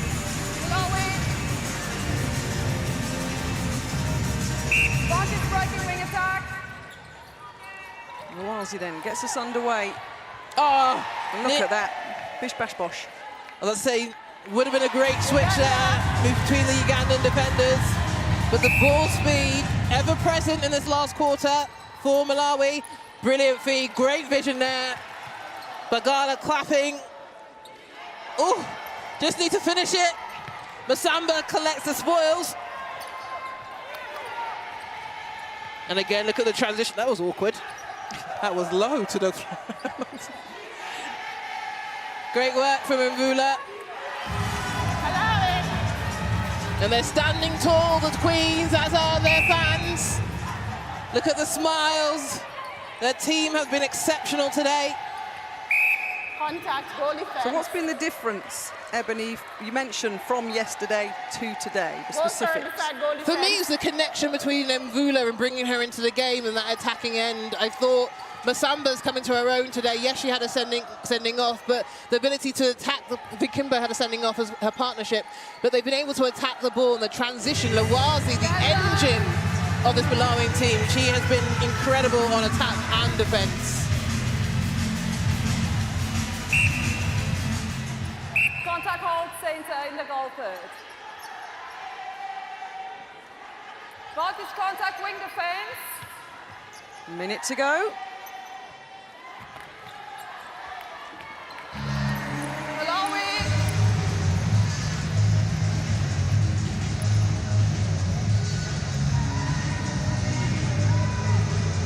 58-44. The Queens are going to travel down south for the next stage of this year's Netball Nations Cup with their first win under their belt. And a win against their rivals. Uganda, one place above them in the world rankings. But Joyce Mvula today. Yeah, clap your teammate, raise your hands high. 41 goals, 4 missed. Obstruction wing defense. And the crowd are packing in with England and South Africa to come. Look at the backdrop there. As the fans in the house count back the clock to end this match. It is the final goal to Uganda. But Malawi lost to England yesterday by 62 goals to 36, but get their first win against their rivals, Uganda. 59-45. A 17-8 final quarter for Malawi. They were consistent throughout the match, a 12, 16, 14, 17 goal, 4 quarters. And add that all up, and the important figure is it's 14 more than the Ugandan She-Cranes. Let's listen into the huddle. Yeah, Malawi, congratulations. That was a good contest. Wish you all the best for the rest of the tournament. Yeah, Uganda 3 cheers for Malawi. Hip hip, hip hip, hip hip. Uganda, I would like to say thank you so much for giving us a tough game again tonight. I'm just wishing you all the best on the rest of the games which we are remaining with. Malawi say Modo for Uganda, Modo! Modo! Well, the rivalry is fierce and the games never disappoint. And very shortly, our player of the match will be announced between Malawi and Uganda. Some standout performances, but one in particular stood out for the winning side today. But well done, Malawi. Looking forward to their game in London against South Africa next weekend. It's England next for Uganda. But the Queens are applauding the crowd here in Nottingham and their fans who were singing and dancing throughout, blowing kisses with a win here in the Netball Nations Cup. And Ebony Usoro Brown, you've got down quick again to our player of the match. Joyce Mvula, you are our player of the match today. An absolutely outstanding performance. 19 goals yesterday, but 41 today. You must be pleased. I'm so happy. Like yesterday, I was down. I was really down after that last quarter. So I think it's good for me that I had to come out like strong today and focus throughout. So I just want to say thanks to my teammate. We pushed from start and we finished strong. So that was good for the teamwork as well. Yeah. How important is this win over Uganda? Yeah, it's very important. Like obviously the points now we have gained points from them, so that's good. And so it's good that we have now confidence that we can win them. Yeah, so it's very good for us. Is this the standard you can expect from the team moving forward in this competition? Sorry? Is this the standard you now going to seek to expect from the team moving forward in this competition? Yeah, now I'm seeing that our team is back in channel, and I think if you can continue maybe like having those camps, like long ones. Of course, I wasn't there, but my friend was in camp for 3 weeks, which helped. So I think we maintain that, and I think the girls are having like good combinations through that. So yeah, and next one will be good. Congratulations and well done. Good luck for the rest of the competition. Coach Kaluya, you said you were going to surprise us. That was a formidable win by the Queens. Congratulations to my girls. They understood the plan and they executed it very well. Joyce and Mvula in particular, a standout. Yeah, the standard are raised high. Of course, we lack the discipline in certain minutes whereby our defenders, one by one, they were sent 2 minutes out. That could have costed us the game. We'll go back and look into it. But the girls played well. The possession, they did well. The goal shooter today, the goal shooters and the goal attack were excellent. So it's a bonus for us, yeah. So how important were the Malawian fans? They've been singing and dancing and cheering on the team. You expect that in London? Yeah, we expected that because we Malawians are always cheerful. We like singing. And their singing, the supporters singing, gave our girls strength to fight on. We thank the supporters for what they have done. Congratulations on your win today.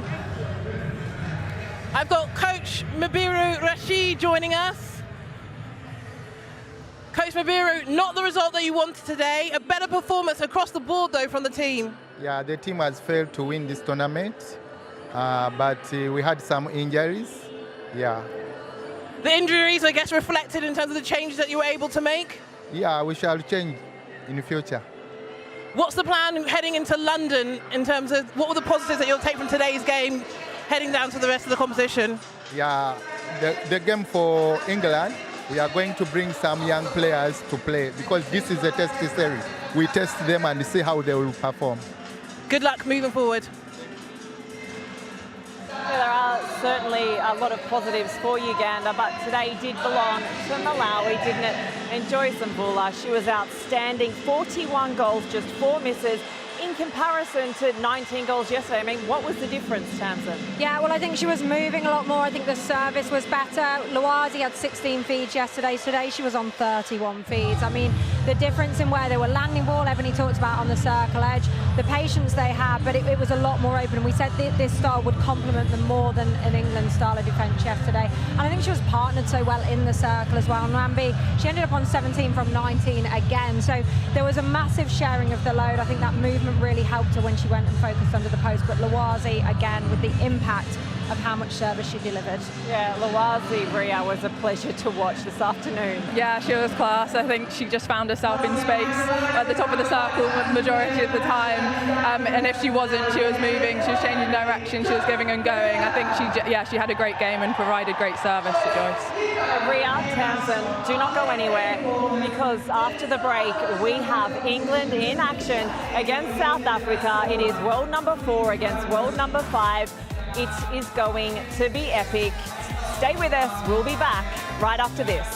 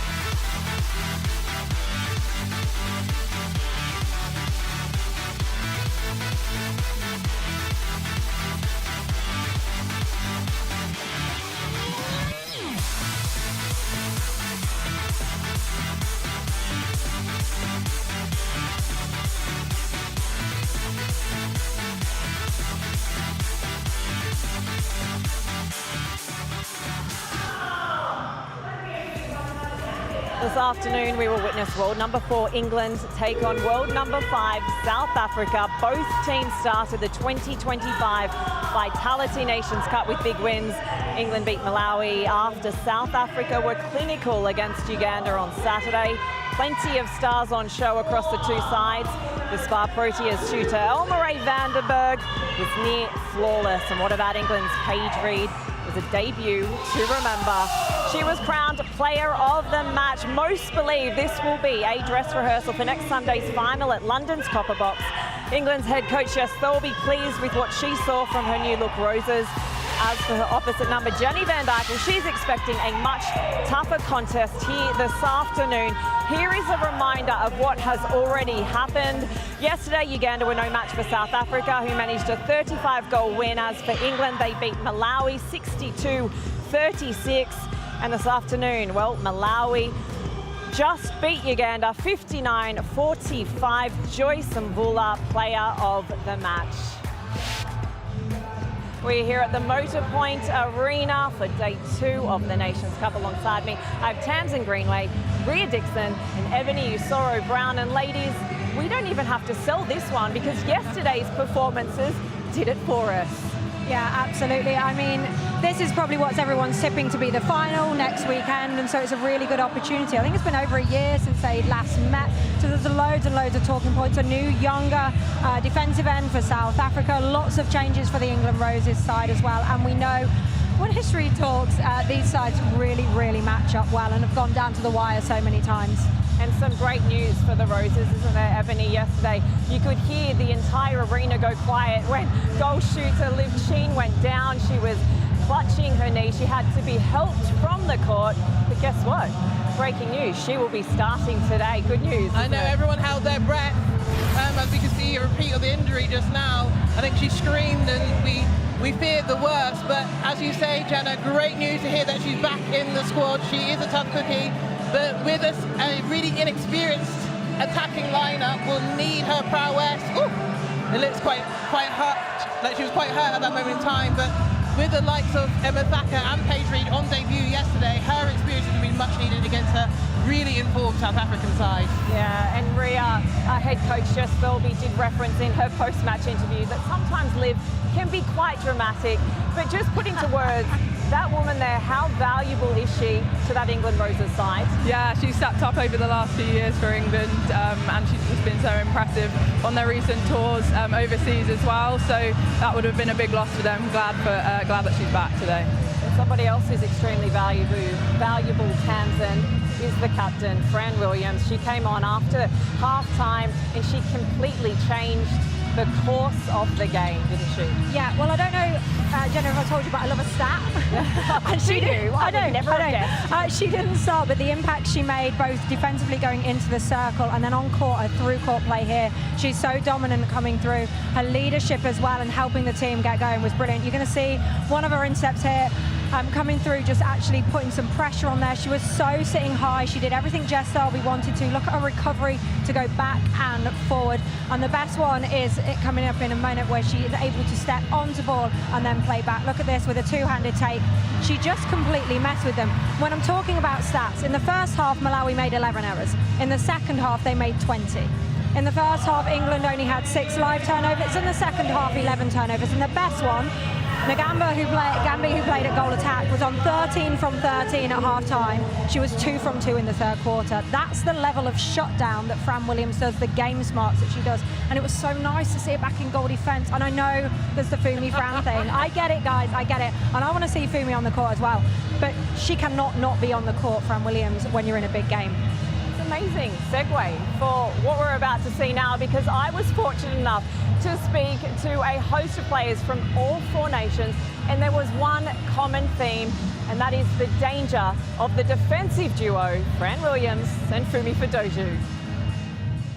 Yeah, Fumi is a little star. She's an absolute rocket out there. She's so easy to play with because, you know, she just reacts so well to like feedback and information, and I feel like she's she's got such a athletic ability, but also she's so smart with how she uses that, and she's such a strong athlete in her fitness and the way she attacks too. So yeah, I'm loving playing with Fumi, and I feel like we've really built a bit of a partnership over these last few series, which is lovely. You touched on it before, but partnerships within the team. I want to talk about your partnership with Fran. Yeah. Well, you smile. You've got a big smile on your face. Like, I feel like with me and Fran, we've been building like over every single match over the last couple of series, and I know her so well. She knows me so well now. We know exactly what each other are about to do before we do it. And I feel like having a constant voice, she has such a strong presence on court. Like, she can bring the team, like, our energy up high. Like, when everyone's a little bit down, she's just like, "Come on, girls, we've got this." And next thing you know, you just feel like energized again. And like, her calls are perfect. I feel like she calls me in perfectly at the right time. And even if I'm a little bit like unsure on court, I know that she's behind there, like, supporting me, and it gives me confidence that she just go out there for ball. So yeah. The pair are certainly feared by most. Series confirmation of England's starting 7, and Tamsin, Fumi does not start. Well, no, but I think me and Ebony were talking about this with the Raz Quashie, Fran Williams. Raz came to life when Fran Williams entered, and I think it's really important that Thirlby actually explores those goalkeeper options. With Adio on the bench, we saw impact. No surprises with Beth Cobden. Imogen Allison back in the squad and starting at centre. And of course, Paige Reed gets a debut and gets a start again. So that will give more time for Shaw, Reed and Sheen to build the connections. Well, I believe we can speak to the wing defence right now. Beth Cobden, thank you for taking the time to speak to us. Listen, yesterday, we all know that you got the result, but I'm interested, was Jess Thirlby happy with the performance? Yeah, she was. I think it was great yesterday just to get all the squad out there and a few debuts. Paige and Emma did so well. So yeah, it was good. It was a good game. Beth, you've got a bigger challenge ahead of you with South Africa. I'd probably say England probably didn't come out of second gear yesterday. What's been the focus for today's match? Yeah, I think they've got a really new team and an excellent, really speedy attack. So just looking at where we can slow them down and making sure that we take our centre passes through. Listen, we will let you go in a minute, but I do have to reference Liv Sheen. She certainly gave everyone a scare yesterday, but great to see her back starting today. Yeah, it was. I know it's never nice to see someone go down like that, but thankfully she's okay. She's a vital part of the team, so it's great to have her playing today. Beth, get your head in the game. Thanks for talking to us. We'll cross up the other end now to Kanisa Chawani. Kanisa, big win for Uganda. What were the main takeaways yesterday with South Africa's win over Uganda?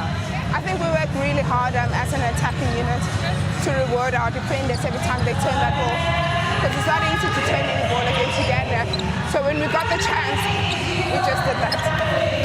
Casey, Coach Van Dijk saying that she's wanting the South African team to level up. Against an informed Rose's side, what does level up mean today? It just means being more clinical and actually making those connections work for us today. And yeah, I think that's the work that we want to do. Clean up on our attack and capitalize on every turnover we get. Kanisa, thank you so much. Good luck this afternoon.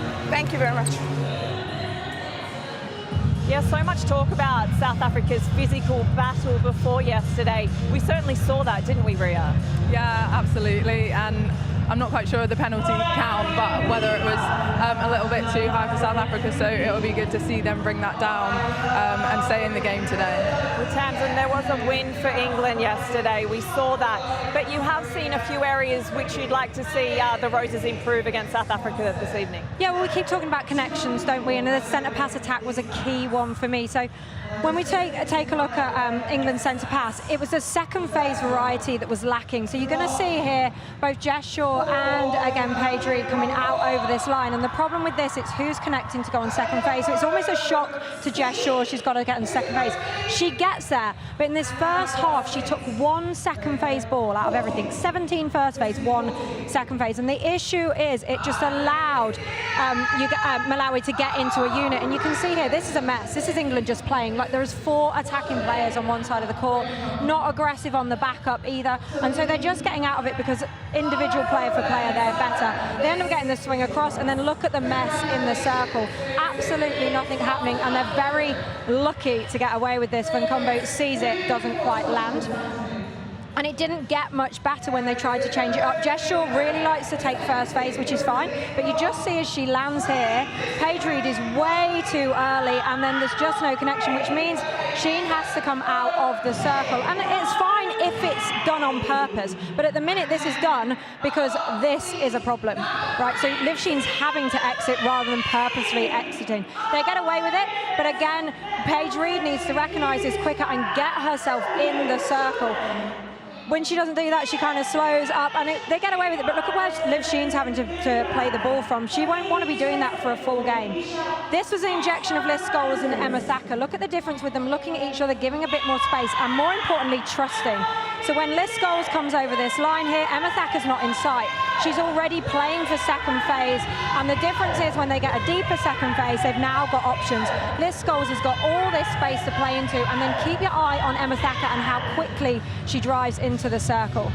Now look, it's so much easier when you've been off watching, it's so much easier when there's tired legs out there, all that stuff. However, against South Africa, if they want to break that physicality, they go so tight on that one-on-one on the second phase. If England don't add variety, I think that's where they'll be in trouble. It's just on Emma Thacker and, of course, Paige Reed making their England debut yesterday.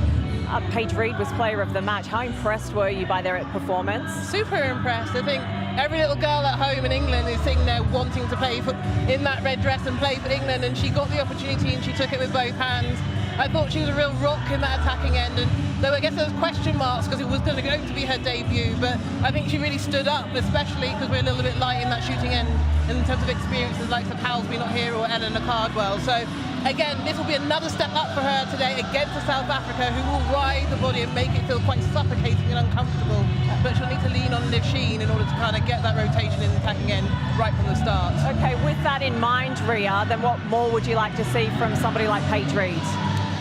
I think just playing to her strengths. She uses the body, like I said, really well. She's really smart in that circle, playing the swings outside to open herself another shooter up. So just being confident in what she does well and playing to her strengths. So you know how to use your body as well, and you're a playmaker on the ball. What do you need from your wing attack though? So if you're going to do that, because that's the bit, because Jess Shaw also likes the body, right? So if you want to keep Liv in there and you want Paige to play for her strength, what do you need from the two starting mid-quarters? Just Constant repositioning, constantly having like a triangle, so a top and a pocket option, so that swing angle's nice and clear, so defenders can't come out or double on the ones on the outside. It is England against South Africa. It is the Nations Cup. Both teams had a big win yesterday. Both teams will be wanting to lift the famous cup come Sunday. Stay with us. We'll be right back after this for the first centre pass.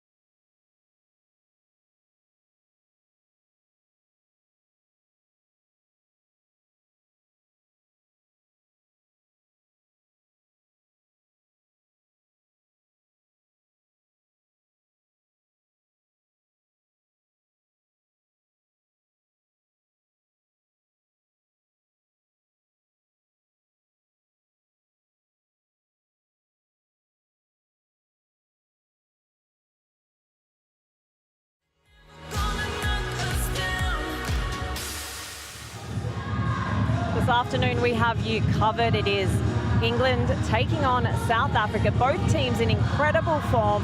Tamsin, Ria and Ebony alongside me. I want to pick up on something that Jenny Van Dijk, the head coach of South Africa, said after the game yesterday. She said it was a real team performance, Tamsin, but there was one player who really stood out, wasn't there? Yeah, I think Maseko at goal attack was incredible. And we talked, I laughed, I'd spoken to Fran Williams earlier in the week, and she said she's a Fumi problem. Well, she's not today, she's is a Fran Williams problem. You can just see the work rate she does, how comfortable she is entering the circle. You have to understand how tall and rangy she is as an athlete, and she comes round really late, so she's quite comfortable on the ball, and when she decides to go, she is so fast. You watch her footwork there, and I think what happens is teams don't know whether to mark her or to double on Van der Berg. Van der Berg, at goal shooter, had 40 from 43 yesterday. Maseko 17 out of 19. You see her dominance on the baseline, you see her dominance outside of the circle, hence why she went to wing attack in the last quarter, and I think that is a massive compliment to her. When the coach wants you on the court in two positions, you know how valuable you are to a squad. Ria, talk to us about her understanding, or the understanding between her, Maseko, and Elmirae van der Berg, because it just seems like they can read each other's minds. Exactly, and I think that's the beauty of, I guess, playing in a structure, but also with freedom. I don't know if that makes sense, so that's kind of how it looks when they play. Like, they seem to have seamless interchanges, they seem to know when one's coming out and one's coming in, and that would just be a nightmare for defenders to mark. Internationally though, if your goal attack's putting up close to 20 goals, you're usually going to be in the winning side rather than losing side, because I think that was always one of our focuses. Get the goal attack into the game, get the defenders off on the right foot, they don't know who to mark, and usually you win the quarters, you win the game. Well, let's hear exactly what both head coaches had to say. Jenny Van Dijk of South Africa, but first, England Rose's boss, Jess Thirlby. Coach Thirlby, team news is that Imogen Allison and Liv Sheen are back in the squad today. Can you give me an insight as to how the preparations have gone overnight? Yeah, really pleased. I think it was a bit more of shock for Liv yesterday, so we wanted to protect her. She was already bouncing around after the game, so yeah, really good to go and great to welcome Imogen back into the team. We saw Paige and Emma debut for the Roses yesterday. However, arguably, it'll be a huge step up today against informed South Africa. What's been the key message to the attacking unit? Yeah, look, I think in attack we need to be really smart to get off the sidelines. They're going to track us one-on-one. They're very good at that. But we've got some tactics of our own to get in behind them, to bypass their line of defence, which is strong, and to work more as a unit and screen, seal off, and make sure that we just take clean lines to the ball. Defensively yesterday, we saw a real lift from the team performance from Fran Williams when she entered the court. How important will that leadership be? Yeah, we're really lucky. We've got great leadership across this team. I think Razia Quashie is really trying to lead. Jess Shaw's being excellent, as well as the likes of Animo, Beth and Fran. But I think what you saw from Fran is what she does best. She sat on that sideline for half a game and she came in and contributed beautifully. And leadership is important, but it can't just be about Fran. Have a good game. Coach Van Dijk, yesterday South Africa had a formidable performance. You asked them to level up right from the start. Did you see what you asked for? Yes, definitely. What a confidence booster for us as we move into this England game, which we're looking forward to a lot. In terms of your preparations overnight, Jess Thirlby said they very much looked to the attacking end. What's been your focus? Well, look, for us, it's important to focus on really just getting all the small things intact at the moment. We've put up a good performance on the attack. We've been very valuable on the defense, making sure that the conversion rate on the attack is good, and also when the turnover conversion is good, it's going to be critical for us for today. We wish you good luck with today's game. Jenny Van Dijk there saying that she's going to focus on all the small things. Well, this is the starting seven, and same as yesterday, Tamsin. Yeah, and no real surprises again, just building that unit, making sure that they're really comfortable going into what will be their bit hardest game across the weekend. Van der Berg, Maseko, we've talked about that relationship. Shawani at wing attack, she is so quick and so much flair. She dominates that third line, but she was really partnered well with Nketsa, who had more feeds than Shawani yesterday, so she just was like that silent job. Marte, Van Veek and Visa. Van Veek today is going to be crucial for me. It's what the job, who wins that battle between her and Paige Reed. Well, it certainly was a clinical performance against Uganda. And you're expecting, Tamsin, more of the same. Yeah, absolutely. I think we've got some clips to have a look at with South Africa's attacking line. And Jenny Van Dijk talked about how much they've been working on that. That centre pass attack, really, really crucial. And Ria, do you understand exactly what Tamsin's saying? Do you agree with what she's saying? Yeah, I do, always. Wise woman given you a stood right next to her. So, okay, I'm gonna ask for predictions. I would love to know who wins.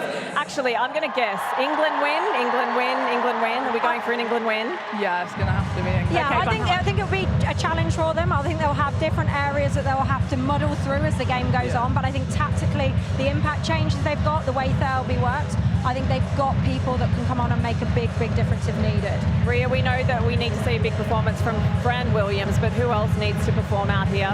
I think Imo, after being off yesterday, hopefully her injection will be really crucial for England, and then I guess just that defensive end, the whole defensive end kind of need to buy into kind of what Fran's bringing and hopefully shut down that shooting end. Imogen Allison, as Ria just said, she didn't play yesterday, so what does she add? Oh, she had so much experience. She's invaluable in how she attacks the circle edge as well. So she'll come in later, she'll let Jess Shaw do the work, and she just fills in and picks her timing. Plus defensively, when they needed front position yesterday, she brings that. She's tenacious in the positions that she'll sit in, so she'll constantly do that work. What message is Jess Thirlby? What message is she giving her defenders to defend against the likes of Vanderberg and Maseko? Well, she'll be looking at different ways to combat that. So it's whether Fran can actually do the work high up on the third line of Maseko, or almost whether they leave that and then pick her up as she comes into the circle. I think the big thing they have to look at is when Maseko exits, because as she exits, it leaves a one-on-one in the circle. So that's smarts from Fran to step and play back. I think Raz Quashie will have a job to do in terms of getting off the body and getting round Vanderbeer as well. But the work will be done by Cobden and Imogen Allison, because if they can keep Sharwani up the court and Ketsa out of play, they've got a real chance of trying to win that ball earlier. Okay, I do want a prediction from you, Ria. England win by how much? 8. There you go, 8. We will see if you are correct. Right now, we'll take a pause for the national anthems.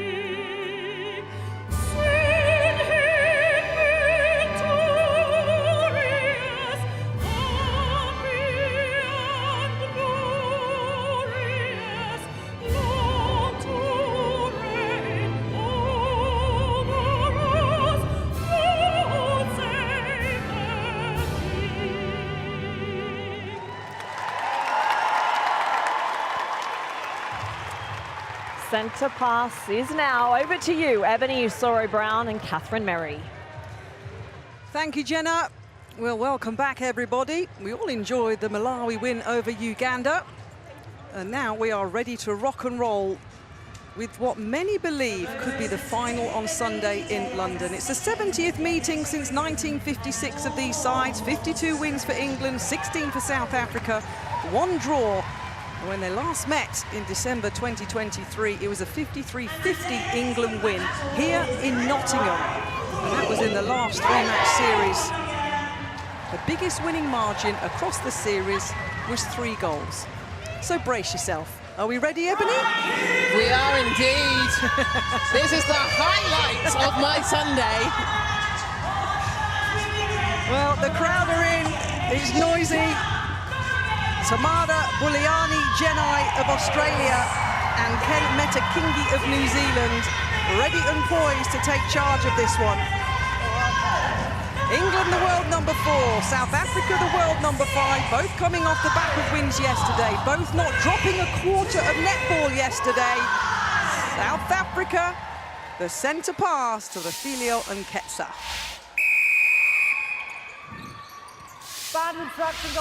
And both teams, they want to get the measure of each other in this first quarter. Chowane, again, not quite liking what she's seeing going forward, which is unusual. She has been their main ball handler and feeder into the circle. Yes. Cobden with an early contact. Again, great pressure here from the Rosies early doors. Advantage offside wing defence. Oh, what a pass. The subtlety in that from Maseko into Van der Berg, and she gets herself on the board. Yep, picking up where she left off. 40 from 43 yesterday with 40 goals through the net. First goal then to South Africa. Into the corner pocket, Imogen Allison on in the centre position today, into the hands of Liv Cheen. Nicely done by England to draw it level. Yeah, you can hear the roar from the crowd, as we said in the top of the show. Some concerns over yesterday when she went down, but she looked strong as ever. Van Veek, Chowane, still looking for an option going forward, has to go all the way back to Visser. And Ketsa, again, back in the middle third, Chowane with ball, and a spill. And Fran Williams, ever reliable, picks up the interception. Taken by Sheen. And England really capitalising on ball in hand at the moment in this first quarter. Great depth there from Paige Reed. Tamsin said that's where they were lacking yesterday, Catherine, in terms of between Shaw and Page. So early doors, good signs. Go to goal. That's what we want to see, because Visser will pounce. Well, and she did. Samari Visser in that goalkeeper position, giving her side an opportunity to draw it level. Smart in attack. We've got some tactics, is what Jess Philby's just told Ebony before the match. We'll see them unfold. Contact, goalkeeper. Maseko, as you guys were saying downstairs on court, player of the match, outstanding yesterday.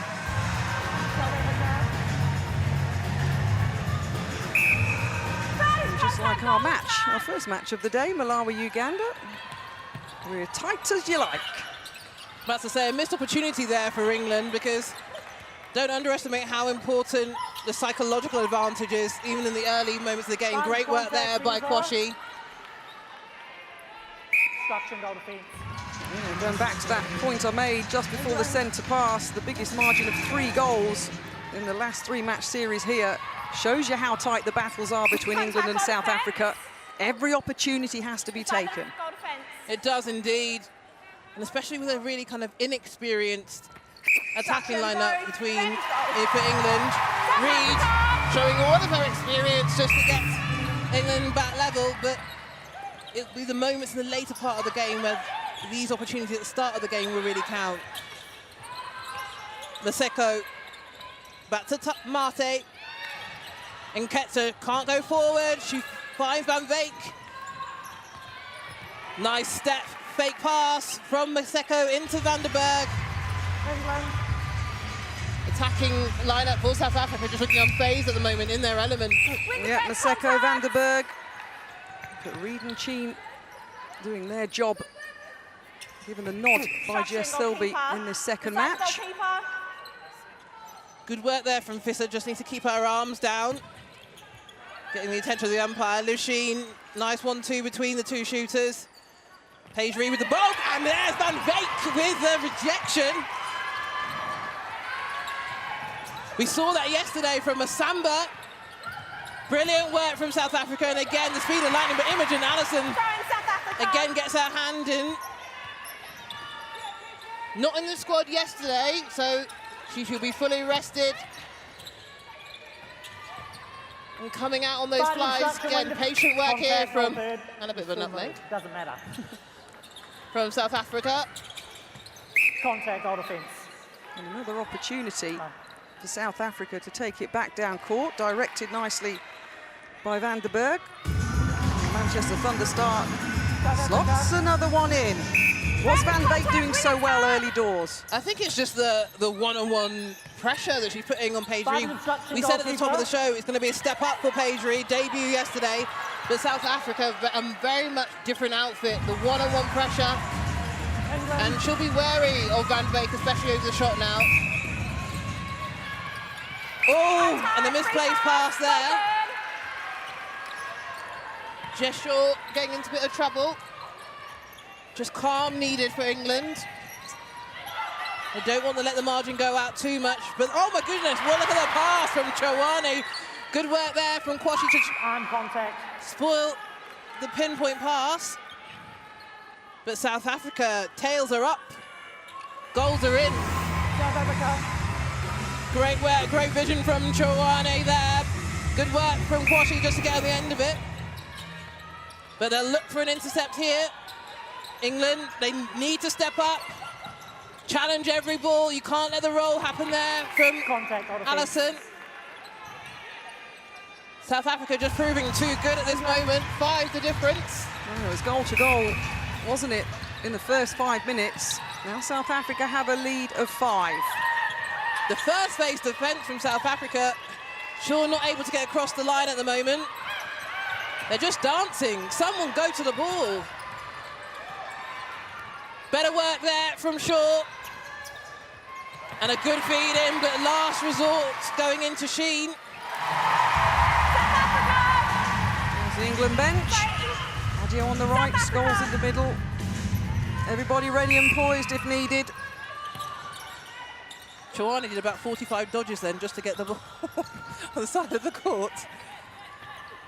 Good hold there, can't quite clean up Van der Berg, but Maseko with a great backup, a step in. England. And that's 2 for her in the first quarter. 5 still the difference. Better feed there from Shaw to Paige Reed.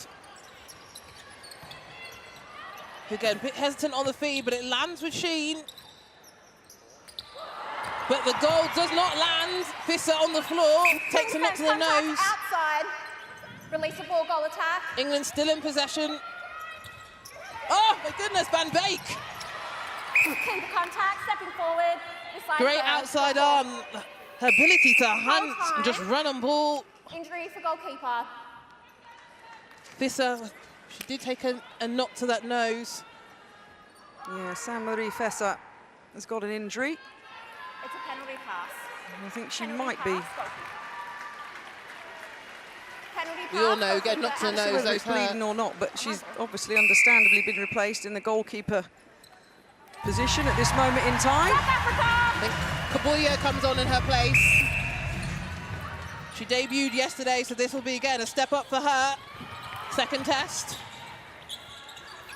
And Ketsa Chawani, circle edge, straight into Van der Berg.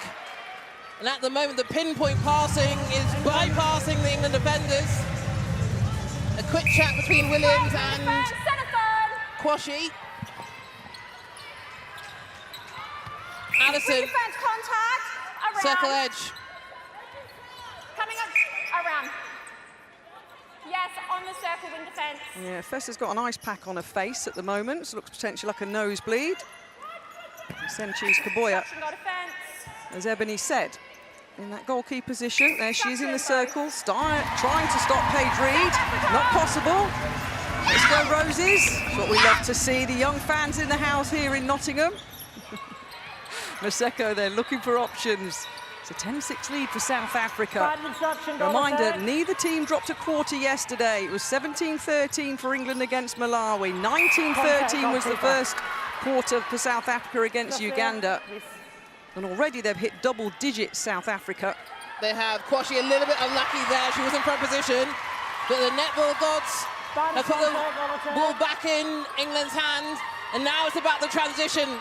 Great ball for Imogen Allison, looking over the mess, finds Williams on the attacking third line. Shaw finds Reed. Wing defense is becoming consistent. Adjust your timing. It's contact. Adjust your timing. Tamara Bulia Nijenai making sure he's keeping order in the very busy end. Reed through. We all know that what that feels like, a knock to the nose. But great work here from England. Just got to get some shooters inside the circle. Reed finds Allison, and a great pop from Lusheen. Coming onto ball. A stretch from Kabuya. The youngest fan at the stadium. Spanish contact,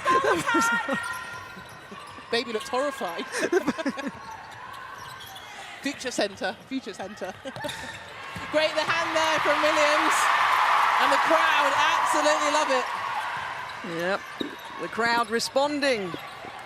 Cobden, Williams.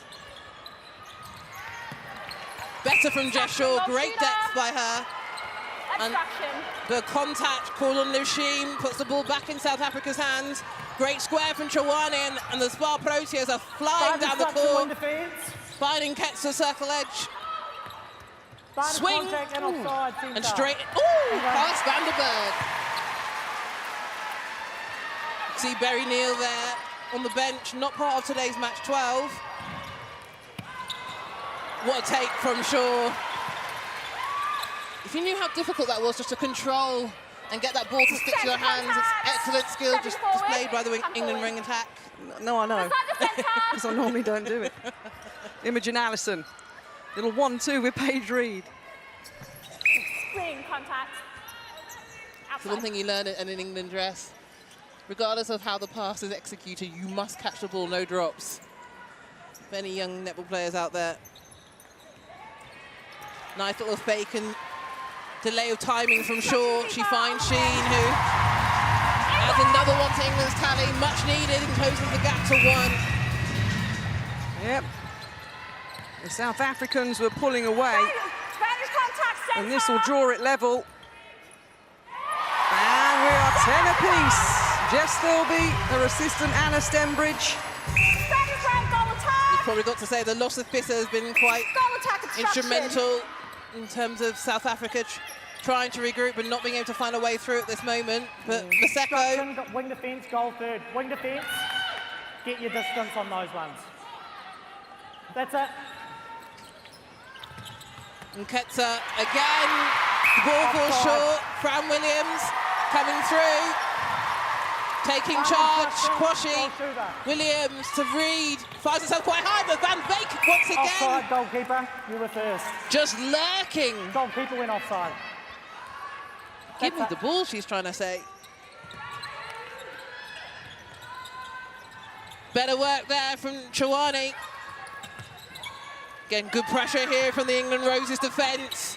Doing a wealth of work, trying to get on the front. But Vanderberg keeps South Africa one ahead.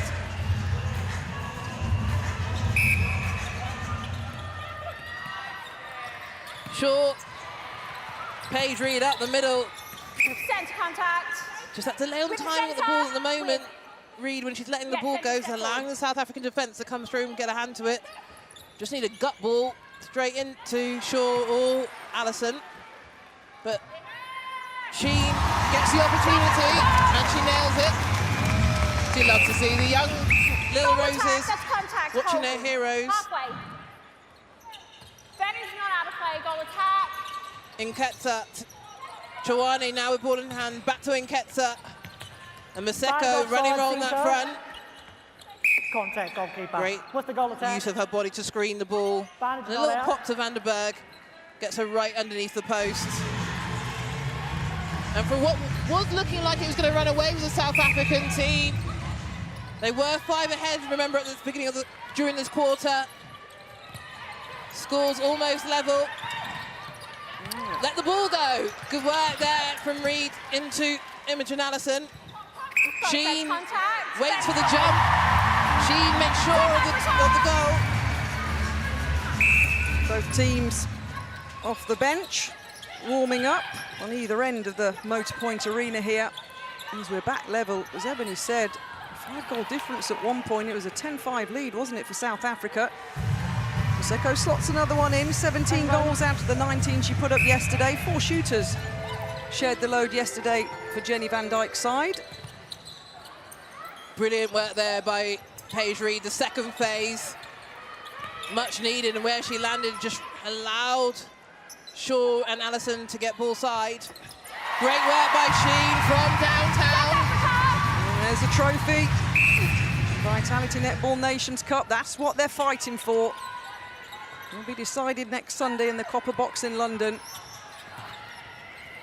Contact, goal defence. I could tell that wasn't where Vandenberg wanted to land, outside the circle. But again, great work between them to push South Africa ahead with 17 seconds on the clock. England will want to capitalise. It's about game smarts. Don't rush it, you've got time. But someone needs to present to the ball, come up the middle, but the long bomb. Sheen thanking William for the delivery. And a point of the finger from Liv Sheen as the buzzer goes at the end of the first 15 minutes here in Nottingham. Wow, what a first quarter. England and South Africa, 14 goals apiece. More to come after this quick break. Do not go anywhere.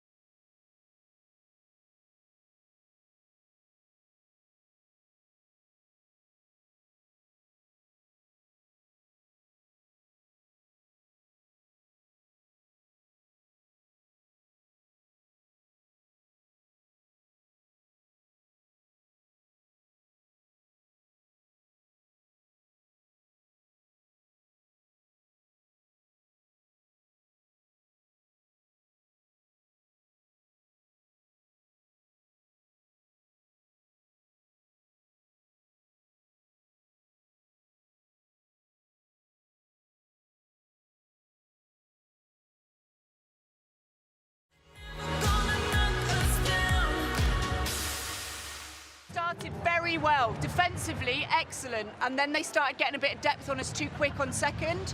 All right, it works excellently when first comes over, second we force back up court. I'd rather you took one step that way to force them back and the near side one dropped to that.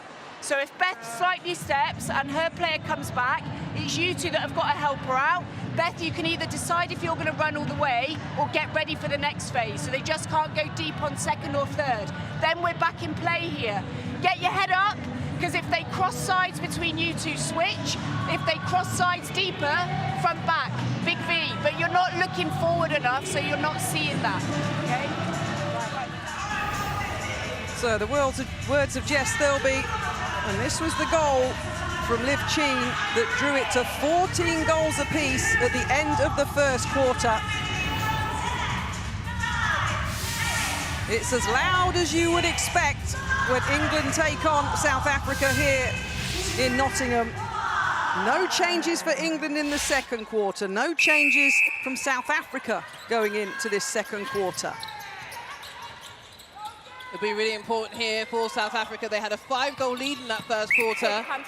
So again, they came a bit off plan towards the latter part of the first quarter. So a good start with a goal from Maseko will really set their intention. Allison to Williams, great drive, the variety of the centre pass. Wasn't there yesterday. But again, finds Paige Reed, can't go forward. She looks at Beth Cobden, who finds Allison circle edge and a great rotation, Paige Reed. Nice fake pass. And Sheen gets England's plight going. Nketsa Chouane, Vandenberg outside the circle. Oh, great hand from Razia Kwashi. Brilliant one-on-one defence from the England Rose. See her energy with the partnership with Fran Williams. Communication, brilliant work there.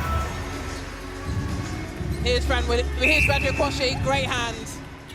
Couldn't quite pull it in from the Roses defender. Bad instruction when defense. Paige Reed using every inch of those 3 seconds. But Sheen found on the baseline. And 16 apiece between the two nations. Yep, 21 goals for Liv Cheen yesterday before she was off injured. 12 racked up already for the London Polestar. Made her debut here, didn't she, in Nottingham against Uganda back in 2022. Causing contact or keeper. Leading the shooting line in terms of statistics so far. Step back with the keeper. Vandenberg, ready and poised. And that is number 12 for their goal shooter. Reed, look at Shaw trying to get that depth. Much better from this attacking lineup. Just a delivery from Allison into Sheen. We talked about the lack of depth yesterday. They've got it in abundance today. Allison, Sheen fighting with Kabuya, but Van Veek giving Paige Reed a lot of attention. Falls short on the mark. And Reed will go to goal. And she takes England's tally to 17 apiece. It's almost like a sting's been taken out in this second quarter compared to the first. But Chouane and Nketsa doing a ton of work in the South African attacking third. Great over ball and delivery to Vandenberg, who manages to keep it in with Chouane. Maseko doesn't want it at that moment of time, but Kwashi, Shani Norda loves it. And can I tell you why? Because I was watching just before this centre pass, and Shani Norda, Leighton, obviously before she married, was giving instructions to Razia Kwashi, and then she just implemented exactly what the specialist coach of this Nations Cup for England obviously asked her to do. There she is, Commonwealth and world gold medalist, of course, 46 caps for Australia. She said That's it, intentional. Hold or she time, delivered. please. That's intentional. Indeed. Contact wing defence. No, time's off. It's going to be where you are, goal attack anyway. Bring it in, advance it in. You're out of play. That's intentional. Advanced penalty from contact or persistent contact from Mate. So Paige Reed will do the honours.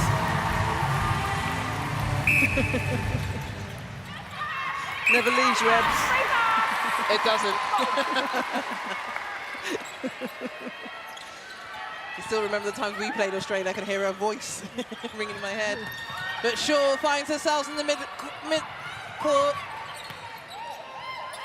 And again, Contact, England goalkeeper. kind of stuck to the left-hand side of the court at the moment.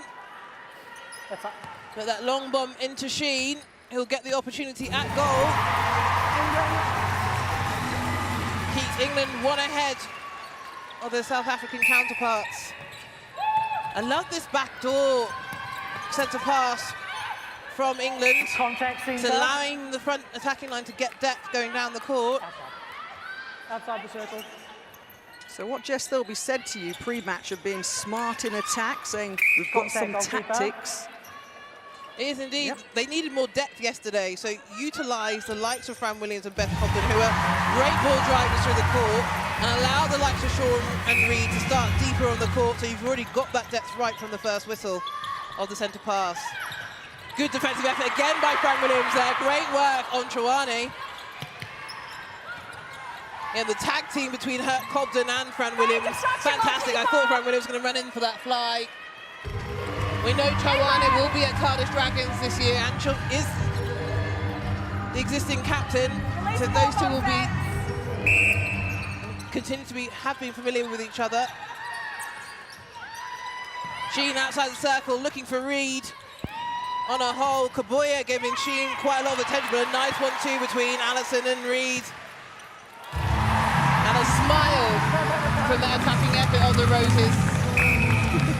Great to see the young fans absolutely loving it. Probably one of the biggest margins we've seen so far, with England ahead by 3. Williams just needed to run her feet on that one going to Van der Berg.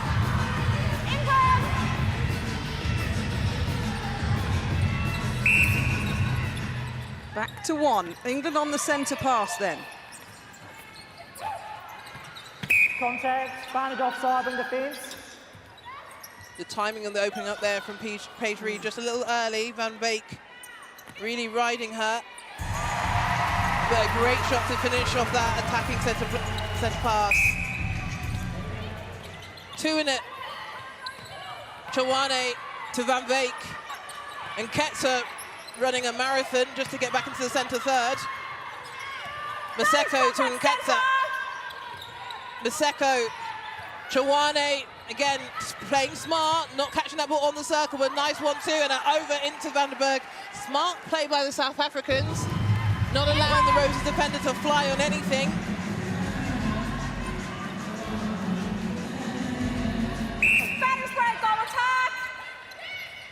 Jess Shaw getting attention from 3 South African Proteas. Means Reid's had to come up high, and a long ball once again into Liv Sheen. And what a take from the young England star. Watch this, the connection between Allison and Sheen. The strength that Sheen displayed to pull that one in. Chouane again. Whatever you can do, we can do too. Finds Van der Berg on a strong hold on Kwashi. And nothing really separating these two teams in this second quarter. No, not at all. A slim 9-8 lead for the Roses as Imogen Allison picks the ball up. A reminder, heading down under, isn't she, to the SSN. Queensland Firebird. She'll be down there with Mary Chollock. In the centre circle. Oh, Sainte-Marie Visser still has the ice pack. I've seen her try to get up twice and have to sit back down. Yeah. Stand beside. I don't think the crowd are booing about her nose. I think they didn't like the centre pass. That was a centre pass, but not Sainte-Marie's nose. Van der Berg. Well, we're back level, folks, with 7 minutes to go until half-time. Possession, all defence, possession. Great pick up there by Fran Williams. Reid, Cobden, back to Reid. Into Sheen, who's running. Contact, all defence outside the circle. Good work there by Sheen. She knew the contact was coming, so played it to her advantage. Kabuya over the shot. But Paige Reid fist pumps the air. That one thought about it. Allison can't quite connect with Williams. So here's an opportunity for South Africa. And these are the moments you have to capitalise on when the scores are so tight. I want to see Kwashi run on that. Vandenberg outside the circle, in Ketsa, circle edge. Maseko. Again, dancing around this circle. Vandenberg saying, I've got it. She steps in, she nails it for South Africa.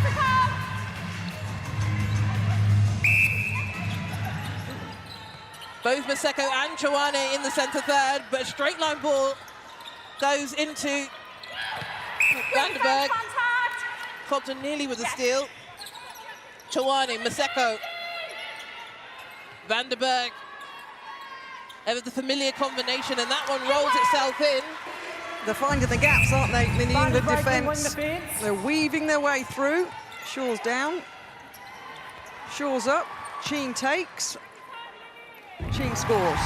Yeah, I think she's got the better of that partnership at the moment. Kabuya very much on the body. I would love to see her come off the body, utilise her feet and to allow her to go up to win the ball. But England will capitalise. What a ball. Oh, nice. Great work from Choane then. Maseko straight into Vandenberg. Beating Kwashi on the height and the ball over at the moment. Gives South Africa the lead. Bang on 5 minutes to go. Imogen Allison is like, who is coming? Good defence from Choane. You used to say you've got 4 options on the centre pass. Someone needs to present for her.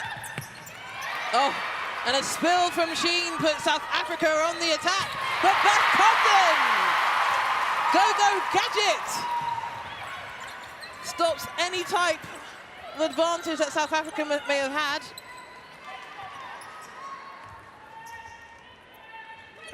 Oh, again, Paige flirting with that 3 seconds, but she'll get a second crack at the cherry. And this time she nails it. Well, let's look at that one there. Beth Cobden, wow. Loughborough Lightning going for their 3rd consecutive Super League title when it gets underway. Playing her part there. And all of a sudden, we're back to 26 apiece.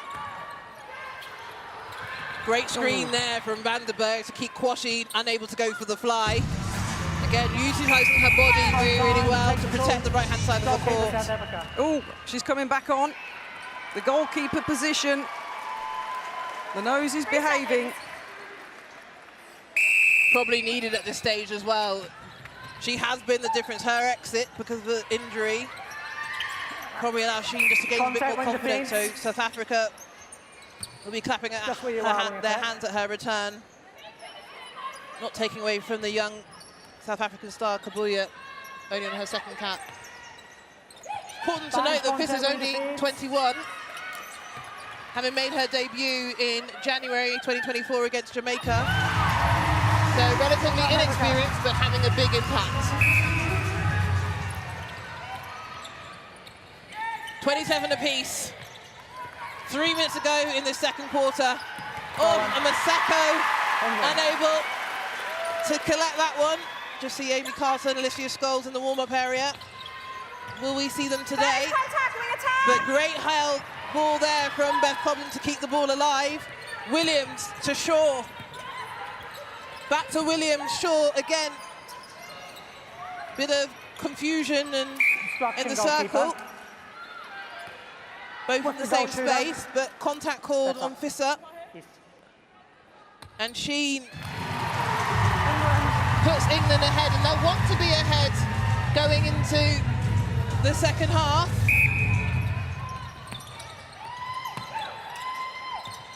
And this little buffer, oh, nearly with a connection, but Shaw cleans up. Again, the ability to recycle and reset the ball. They have to go all the way back to Williams. Sheen outside the circle, nowhere to go. Fran Williams nowhere to go except into Nketsa's hands. And South Africa need to capitalise. Choane, the injection of speed. She gets the train moving straight to Maseko. And back to Choane and straight into Vandenberg, but Kwashi.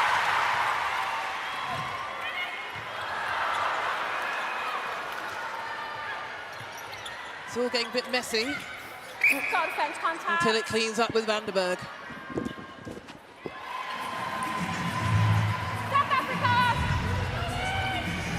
Well, 28 apiece. The patience of South Africa. The 2 in and the throwing paid off to draw it level.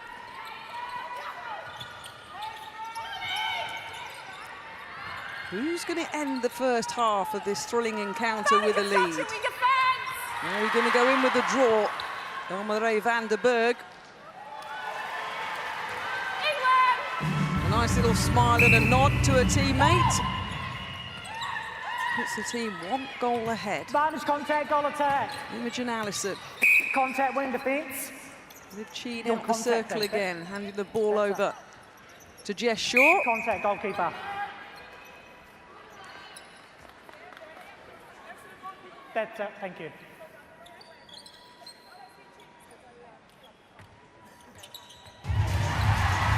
Complete silence across the Motor Point Arena, apart from with Shani Layton, as the 29th goal drops in. It's been brilliant stuff by both of these sides. The Wales number 4 and 5 sides battling again.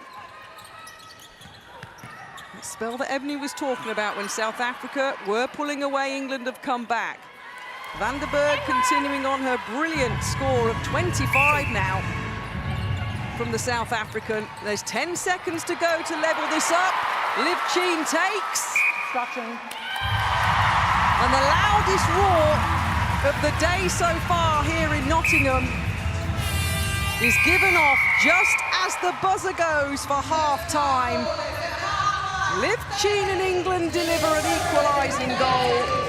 And after 30 minutes of brilliant world-class netball, nothing is separating England and South Africa. 30 goals apiece at half-time. It was a 14-all first quarter, a 16-all second quarter. And Ebony Usoro-Brown has hot-footed it again down onto the court.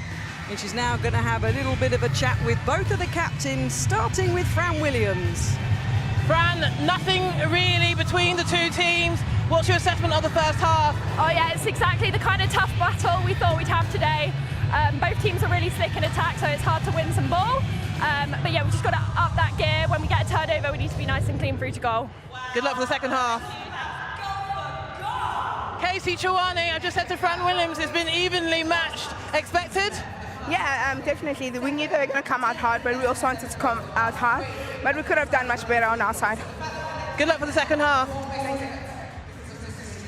The captains know they're in a battle. Do not go anywhere. The third quarter coming up soon.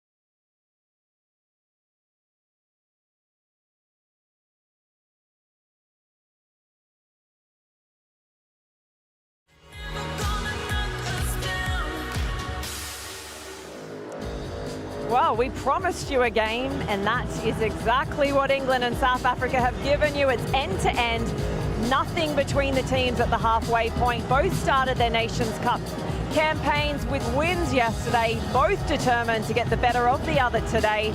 We believe this could be a dress rehearsal for the final next Sunday. Beth Cobden and Fran Williams have been instrumental for the Roses. South African shooter Elmarie Vandenberg has scored 25 goals. She's been perfect under the post. The score is level. It is 30 apiece at the halfway mark. Ria Dixon, Tamsin Greenway alongside me. Who goes into this break the happier, Jess Thirlby or Jenny Van Dijk? Are you going? Or? I'd say Jess. Coming back from the start they had, I think Jess would be happy with her defence and how they pulled the team through. I know there's obviously a lot that they need to work on. There's still drawing, but I think, yeah, you would be happy coming back. Yeah, I think it's been end-to-end stuff, hasn't it? I think every time someone just gets a little edge, there's a big win or a big play by a key player at the moment. I think the tactical changes in the second half will be the team that gets us over the line, and that might be an impact change. So what are you expecting to see tactically then? Well, I think let's talk about England to start off with, because they added the variety on the centre pass that we've been talking about, and it means they are getting to the edge of the circle. So if you have a look at what they're doing differerently, Jess Shaw still on first base, but notice no Paige Reed coming up the court, which means the backup play and the use of Imogen Allison has been key, as well as Liv Sheen exiting. So this is Beth Cobden on the ball on the backup, allowing Liv Sheen to come out of the circle, and it just helps them get down to the edge really, really easily. I think this for me is where then it's a struggle, because we haven't had that injection of our goal attacks driving in and opening up this circle. So Paige Reed has to take an extra phase. Then she offloads it, but it's a smart offload and a change of timing. So when that works, it's really, really clinical. However, they were helped, I think, by Visser going off the court, and it must be noted that South Africa were 5 up when Visser was on until she came back off. So I think that was key for them as well in terms of spreading that attacking end. Yeah, it was clear, Ria, wasn't it, that South Africa missed Visser when she went off? Yeah, definitely. That lack of, I guess, the last few games that she's been starting in probably disrupted that combination a little bit, and maybe with her coming back on, they'll see that difference. Tamsin, do you expect England to make changes? Well, I think to inject a goal attack might be quite interesting, but it's whether they trust Emma Thacker to go on and do that role. She was nervy yesterday on a shot, but her movement completely opened the game, or Elise Scholes. I would like to see one of those come on at some point, just to give South Africa something different to think about. What about South Africa? Do they make changes in the shooting circle? Well, I think they could, because that's where they lost a lot of ball. Look, they started really well in terms of how they opened up England, and this is really unusual for England. They were letting ball land on this third line, which you don't often see, and it just allowed them to play down. Look at Nketsa. She had 8 feet in that first quarter. The swing ball was really working for them, and the ball over the top. However, England came alive with Raz Quashie and Fran Williams and Beth Cobden, 9 games between them, and they won a lot of ball going into the circle. You're just going to have a look at this here. They're playing around up there, but it was in the circle they became really effective, shutting down Maseko nice and easily. And Vandenberg is easy to play on when she's a target, because it allows them to step onto things. So the swing has to go. Look at them both in front, and how quickly they get around in front position again, and that's where they force the errors. So I think they could enter Streaker into that position. She was 11 from 12 yesterday, really key, and just gives a bit more movement. You know her because she's at Forest. Can you give us any secrets? Yeah, I'd love to. I might be biased, but I'd love to see the injection of Rolene in there. I think she gives such a strong front hold, and obviously Raz is challenging those over balls really well. So I think that would be a good change for South Africa. And that was the difference. Vandenberg was exiting out the circle in that second quarter, just giving them release. I think Strickler would do that very, very well for them. She's so solid under the sticks, isn't she? I mean, 25 goals. She hasn't missed one yet. But I've got good news for you, Tamsin. Your favourite part of the game, the stats. Let's take a look at this. When you do look at it, what jumps out? Well, it's interesting to see the South Africa intercepts on the 4 to England's 1, but like I say, there was a lot of deflections from the Cobden, Raz Quashie and Fran Williams, so that's ended up with them getting more gains, so it might not be clean intercepts. The South Africa feeds as well. We talked about Nketsa leading the feeds across the whole court in the first quarter. Shalwini up that in the second, so that's something for England to look at as well. When they shut down one option, the other player steps up, and they'll have to look at that going into the next 30 minutes. Ria, Fran Williams was impressive yesterday, and she's equally as solid today. Yeah, I think the thing about having Fran on your team, she'll never give up, and I think seeing them go down, knowing you have Fran on your team, you never worry, because she'll always bring the energy she'll bring the intercepts, like she'll do a whole lot of work to get you back into it. And she's kept Maseko really quiet, only 5 goals in the whole first half, 17 in total yesterday, so that tells you a story. Incredible. Maseko, of course, player of the match yesterday. We spoke about how to best keep her quiet. Well, do not go anywhere. We have a game on our hands. It is 30 apiece at the halfway point. It is England taking on South Africa. We'll be back after this.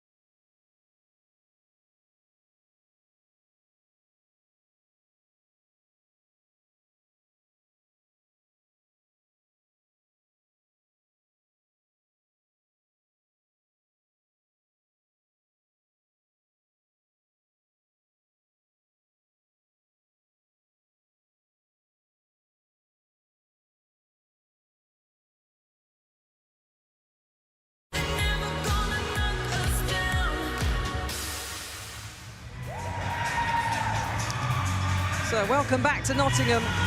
England captain Fran Williams having a discussion with both of the umpires.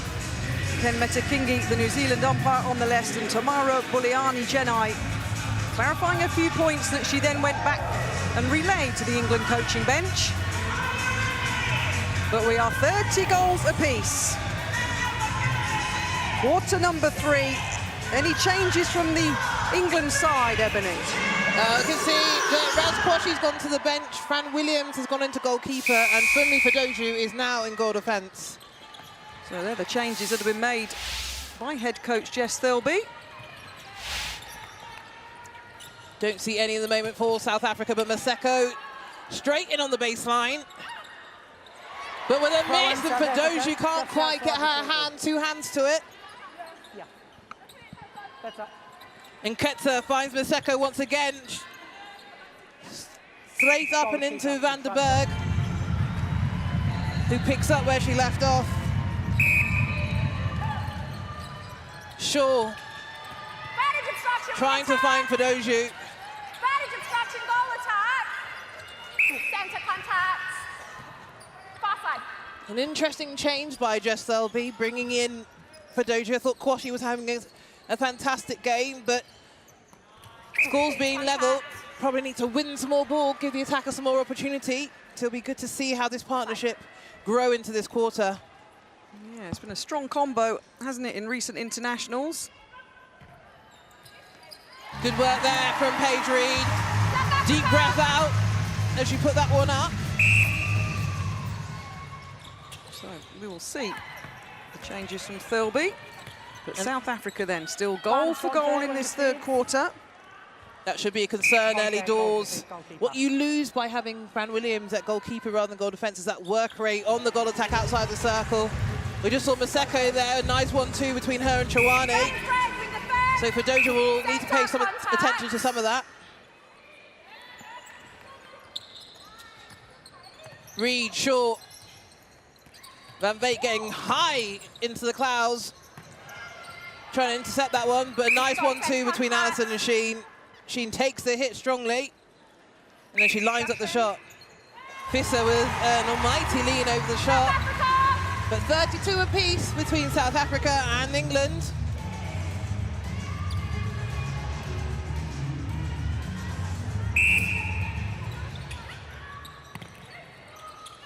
South Africa going through the back door. Chawane trying to find Nketsa. Into the attacker third, but Fran Williams running the inside really well on Maseko. Maseko saying, calm down. And again, England on the charge. Wing attack instruction. Yes, back. Wing attack. Shaw called for a contact using her arms. So Visser will take, feisty. Mate to Nketsa. Contact. To Van Veek. Just keep the discipline for the Roses. Great work from Beth Cobden. Can't quite get her hands to it. Again, Fumi Fadoja on the fly and the hop from Van der Berg. Saw the opening, took it with 1 foot. Nicely done. Goal number 27. Put South Africa a slim 1 goal ahead. Oh, wonderful retrieval. Visser. And the ball flies down, Ebony, and in once again, the blink of an eye, it's back in the hands of their goal shooter. England slow to get on the defence on that one. And South Africa capitalise. 2 ahead. Spanish contact, goal attack. 2 ahead overall, 2 ahead so far in this quarter. At the moment, they're capitalising on the mismatch. So they're either keeping Fadoja out the circle so she can't get on the end of the overballs into Van der Berg. And in terms of utilising the pockets, they're keeping Imogen and Alison away from the back and ups. So England would just need to kind of be wary of that, but nice feed from Alison into Sheen on the baseline. She waits, she scores.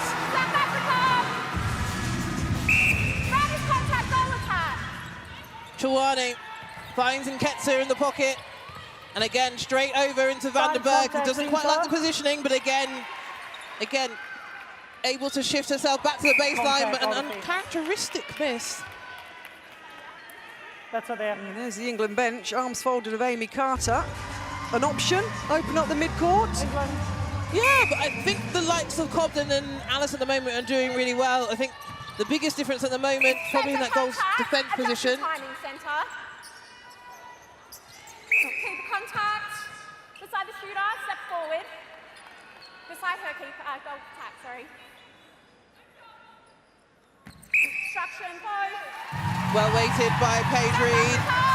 England bench obviously loving it. Still find themselves 2 behind, but there's Fadoju. Great work on that first base centre pass. And again, Beth Cobden. That was superb from Fadoju. What she's been brought on to do, win some ball. Ran back with urgency, got herself in position, whilst pointing as well and directing at the same time. And Liv Cheen, going to be goal number 21. Yes, it is. Ball time. Ladies, ball straight back, not necessary. Oh.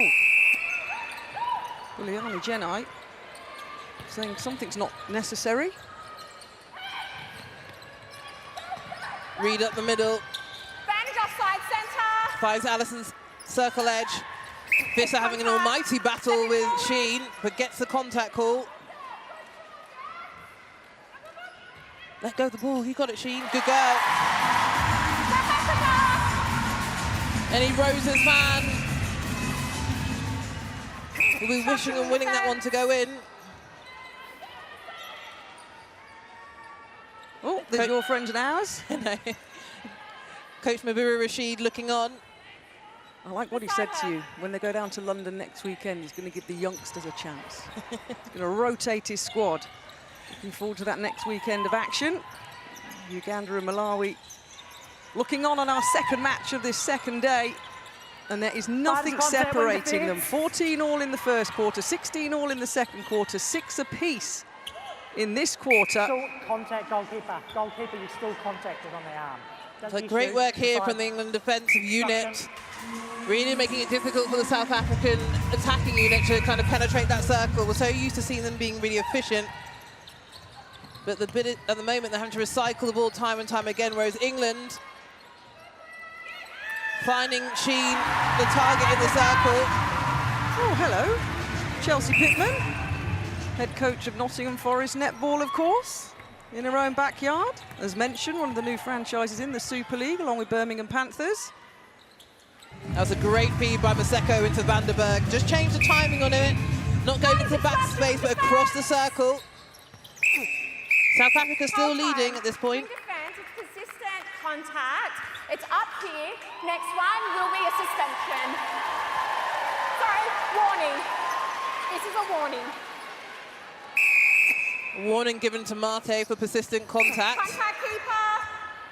Bring defense. So England will have a penalty shot. Close range in the circle. And Paige Reed takes full advantage. Yeah, there's Mate on the right of your shot in that wing D position for South Africa. Good early feed there from Chouane. She turned on a sixpence to deliver that. And again, pinpoint feed straight into Vandenberg.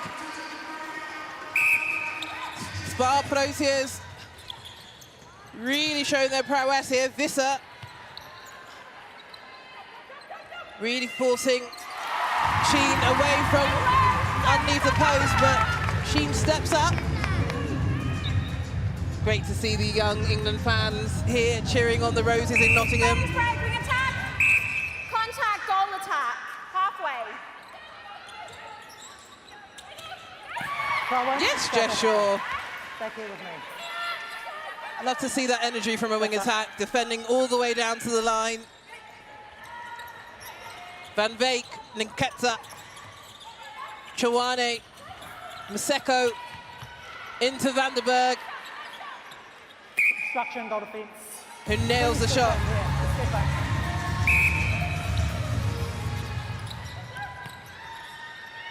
No option going forward for Jess Shaw, but she's used to feeding the likes of Siggy Berger, so nails that pass going into Liv Sheen. Yep, Birmingham Panthers, Jess Shaw, into London Pulse's Liv Sheen, 40 all. Looking for options in the centre position. You've got to think about what team wants it more. Fran Williams. That would have been pretty spectacular. Pretty spectacular. Unlucky to get the obstruction call there. When you say which team wants it more, but surely both of them I think at the moment it's playing quite safe. Like, you need some opportunity. What we saw earlier was Fumi Padoja going for a ball. She was almost like a catalyst, which then kind of sparked Beth Cobden to get into action. But it's actually about, I guess, piecing it together 2 or 3 at a time rather than just one moment of excellence. Keep contact. And that, either between England Roses or the Spa Proteas, was what will get their team across the line. There's a nice shot. Camera shot of the shot of Paige Reed. So a substitution coming in that wing D position. And Tale Mate, who had a talking to from our Australian umpire, has been replaced in that defensive position.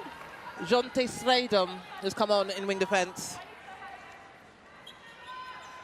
So Jonte Sredom. But you were okay, you're moving off. Wait for the ball to leave. He plays at the Southern Steel, Jonte Sredom, in 2024. 28 years of age, so let's see in terms of her injection into this South African defensive lineup how England responds. Allison, Shaw, straight into Sheen. A miscommunication between Visser and Van Veek. And Emma Thacker liking what she sees. Yeah, Thacker warming up if needed, made her England debut yesterday along with Paige Reed. Brilliant work there from Chouane. The ability to drop it draw and drop on the defender. Gave her the much needed space. Again, Fadoju not able to get her second hand to that one. So Maseko will look straight to Van den Berg. Not comfortable to take the shot from there. So Maseko and Ketsa recycle the ball. And South Africa one ahead once again. Defense, you're out of play. Wing contact.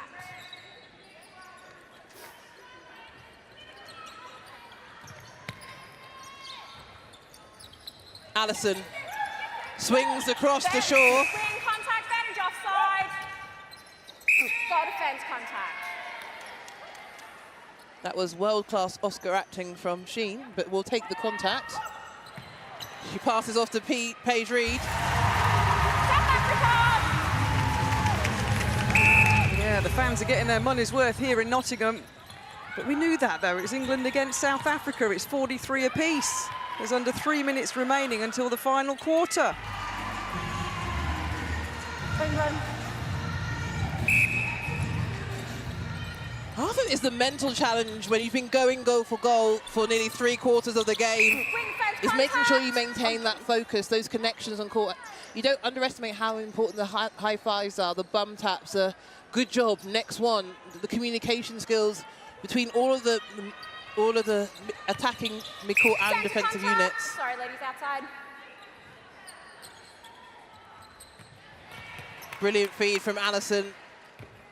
She's been excellent in that centre role today, really managing the flow and momentum of the game in attack and defence.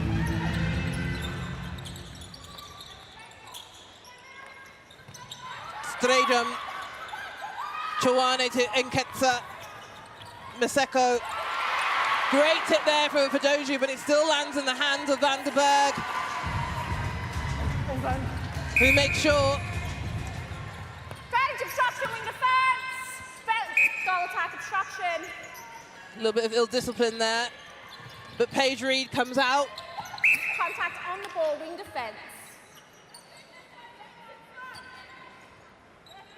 You've got to think they've made the change just to have a bit more height over Shaw, with Stradum entering the game. Contact, pausing. At the moment, South Africa on 57 penalties compared to England's 43. Hold on, They need to look at that.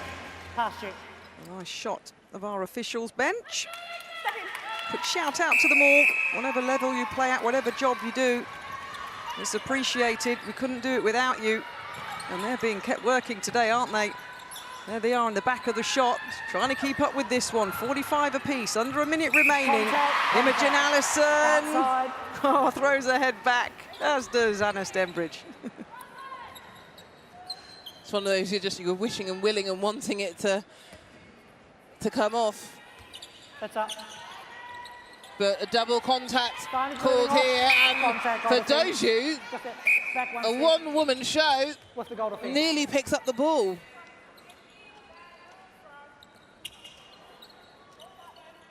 Van den Berg, number 37 for her. Is there time? There's 10 seconds to draw it level.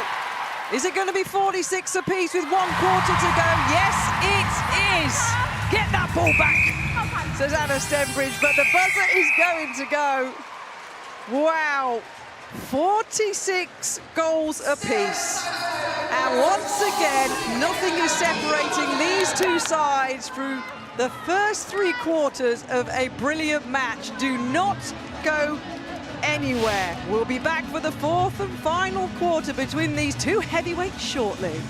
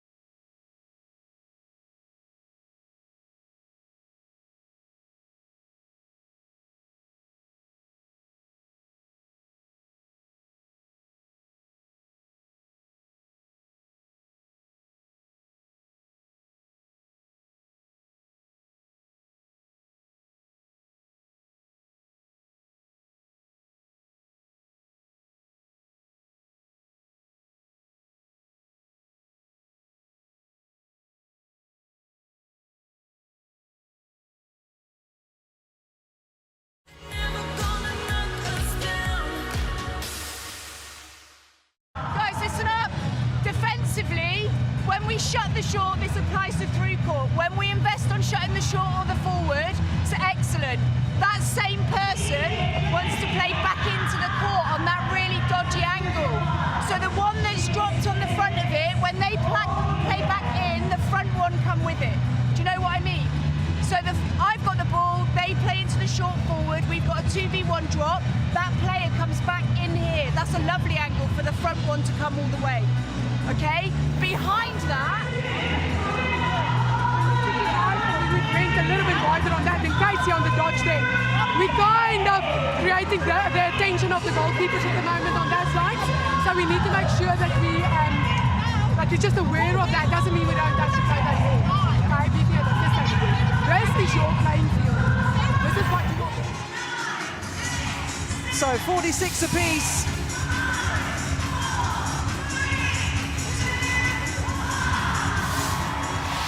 Here we go then, the final 15 minutes between England and South Africa. Nothing between them. The final words from the sidelines of both of the coaches. For me, this quarter is where both of these coaches will really earn their money. I thought we might see a change in the England side with the injection of maybe perhaps Alicia Scholes. However, both coaches are stuck and entrusted most of their squad who've seen out the game so far. But who's going to make that move? Who's going to be brave enough? Is it going to be Beth Cobden to take the mantle? We'll wait and see. But Choane, ball in hand. Maseko waits to place that ball into Van der Berg. It lands. And again, South Africa carry off where they left off. Just to confirm, if it does end in a draw today, there will be no extra time. Contact centre. Next week when we go down to London, there will be, but not here in Nottingham. But there's only ever been one draw between these two sides in this, the 70th meeting. 1 point for a draw, if it goes that way. But who could potentially pick up the 3 points for a win? Paige Reed. Goal 18 for her. In England, 47-47.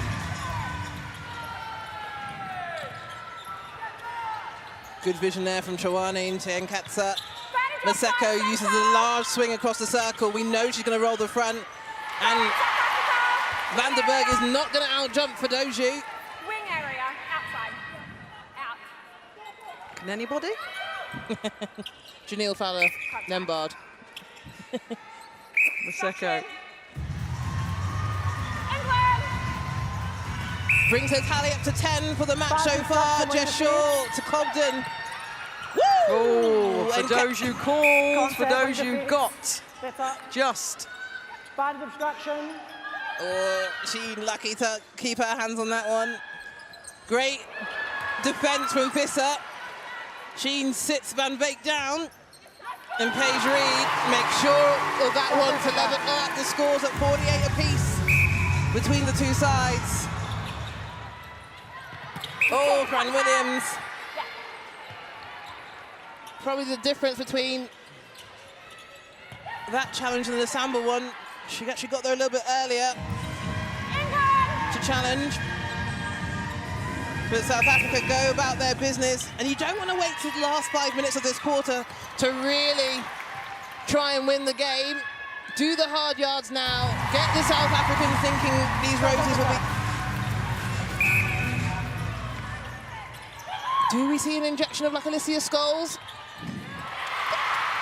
Or do we see the turnover coming from the likes of Beth Cobden or Padoju to give England that spark that they need?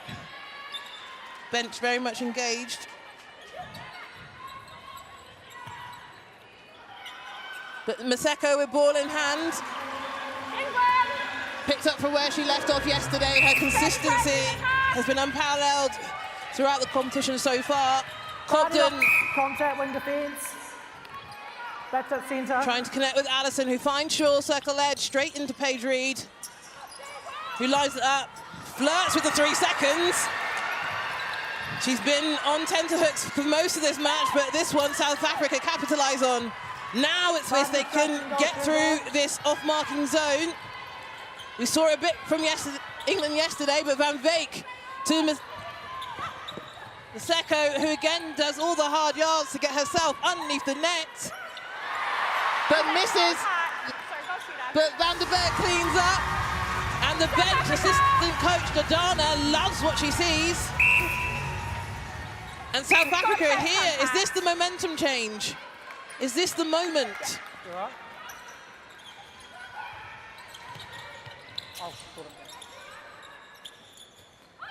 We saw South Africa go 5 up in the first quarter. Should they nail this one and be one of their biggest leads? Since then, a nice little pop from Van der Berg, and South Africa take the lead by 3. Oh, mop stop. For the first time in our second match on day number 2. Just wish it fell, thank you. Unsurprising, a little pause in the game, allowing England to collect themselves. Yeah, see the New Zealand umpire, Ken Meta-Kingi there, having a word with some of the England players.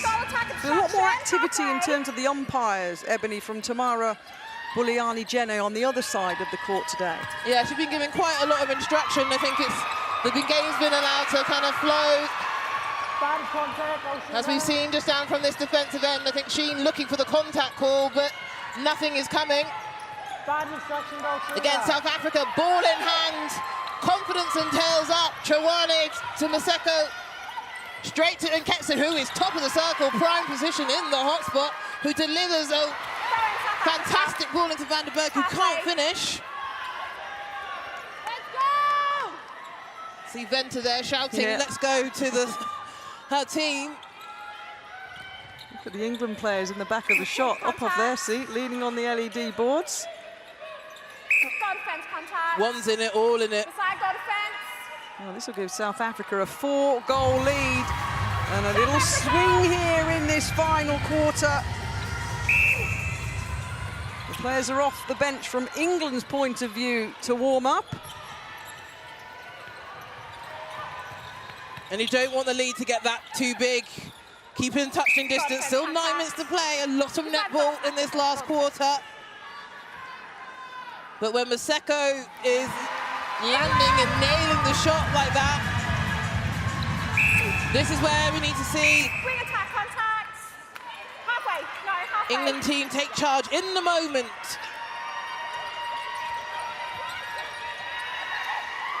What a hand by Trawane, captain of the Spa Proteas. She gets the turnover from England, and Visser trying to find a connection. She does with it, gets it straight to Trawane into Van der Berg. Beautiful. Look at the reaction from the bench. And on their centre pass as well. 6 is the lead, a 9-3 fourth quarter so far. Too easy. Too easy. Is the decision going to come? Advantage contact, center. It is about composure and holding your nerve in these moments. Not getting overawed by the scoreline. Top of the circle. Understanding what your role is, stick to the game plan, present an option. Contact, Woo! Not what you need right now from England, but straight back onto the defensive effort. Van Beek, Maseko, look at the speed from the South African Proteas. And in a blink of an eye, the score's out to 8. Well, the South African bench is going absolutely wild. 11-3 quarter to the Spa Proteas. On the verge of being a 12-3 quarter. We need an injection of some leadership here. Just take a moment, pause on the ball. Present the options. Don't panic. But great work there from Imogen Allison. Needs an option inside the circle. Sheen goes to goal. She nails a much-needed shot for the England Roses.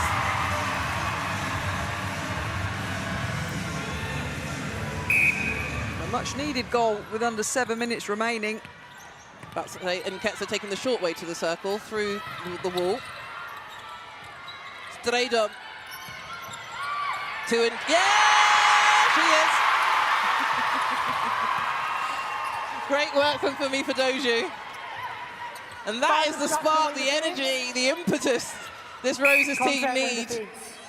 Wing defence, adjust the timing there, circle edge. Now England need to capitalise, give her an option. Oh, brilliant work from Fissa. Since she's come back on, she's been fantastic for the Spa Proteas. Been absolutely everything. On her toes, challenging ball, confusing space. And again, Stredum to Chouane in Ketsa, and a great hand from Beth Cobden, but cleaned up by Maseko. Chouane not finding a gap there at all, and gets a 3-second call on, after the work from Fran Williams and Fadoju. Beth Cobden telling Fumi, get down the court.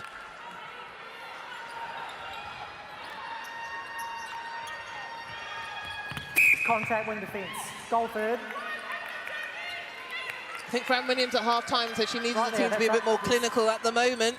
They need to do the basics well. Good pick up there from Shaw. Controlled pick up and an early feed into Sheen from Anderson. Gives England a lifeline with 7 to go. 4 minutes to go, 7 the difference.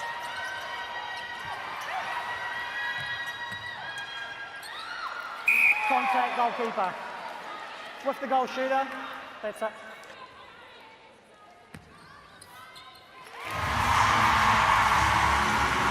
Well, that's the England bench back in position. Under 5 minutes to go with a 6-goal difference and a 12-6 quarter to the world number 5 side.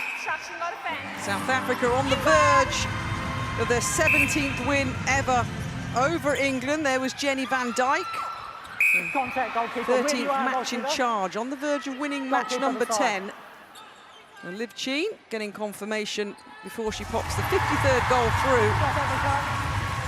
I guess that the question is, what does this mean in the grand scheme of things? We know there's a opportunity in London to play within the finals, and it's maybe likely that England face South Africa again.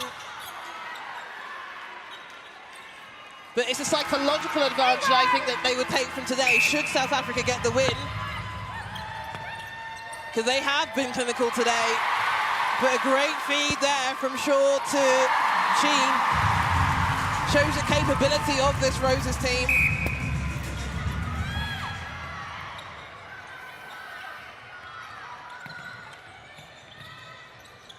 Throw one.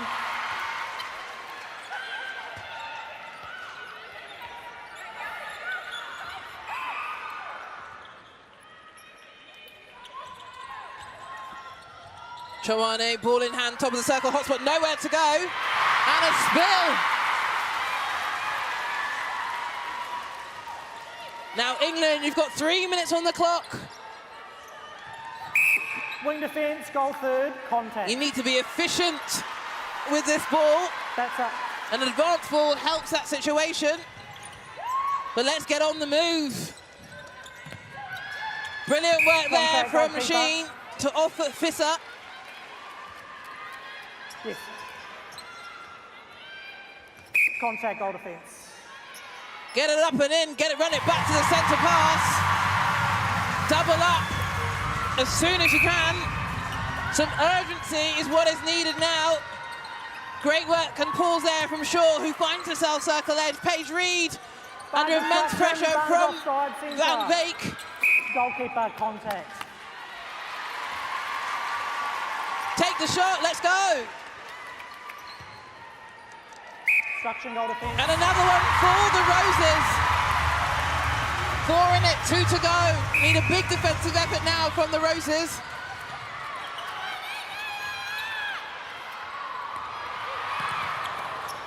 Getting a little untidy from South Africa, but the amount of work they've done so far in these 4 quarters. Chouane, brilliant work again from Maseko. Just the patience and the connection with Chouane has been impeccable.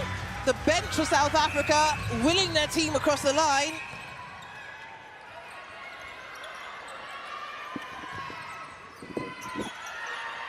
And under 90 seconds to go. Throw in England. That little spell in this fourth quarter by South Africa.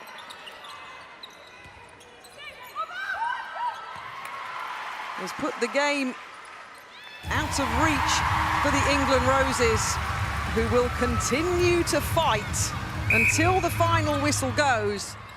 But with 60 seconds on the clock, and with a 15-11 fourth quarter, there was nothing separating these two sides throughout the first three quarters.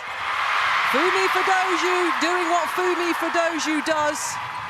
Flying the ball through the centre third. Jess Shaw into the hands of Paige Reed, who's out the circle. Liv Cheen puts up, drops through goal number 58. Beautiful. Contact. England finishing with a flurry here, much to the delight of their fans here in Nottingham. South Africa on the centre pass. The final 10 seconds of our second match of a brilliant second day here at the Netball Nations Cup is going to end with South Africa beating England. Jenny Van Dijk takes the 17th victory ever over their England Roses rivals. And it ends here, South Africa 61, England 59. It was Uganda they beat yesterday. England they beat today. And Jess Thirlby's just couldn't, in the end, get back and past the Spa Proteas. And both teams will head down to London for the second weekend of action.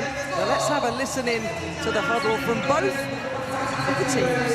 3 cheers for South Africa, hip, hip, hip! Hooray! GCT for England, SA! GCT! Well, it was short and sweet in terms of the huddle, but what was the sweetest is for that South African side, who are thanking their fans here in Nottingham today, the thousands that have come to support all the 4 nations. It's a huge win for South Africa, but we knew it would be close and we knew it would be good. Has this been a dress rehearsal for the final next Sunday in London? We will see.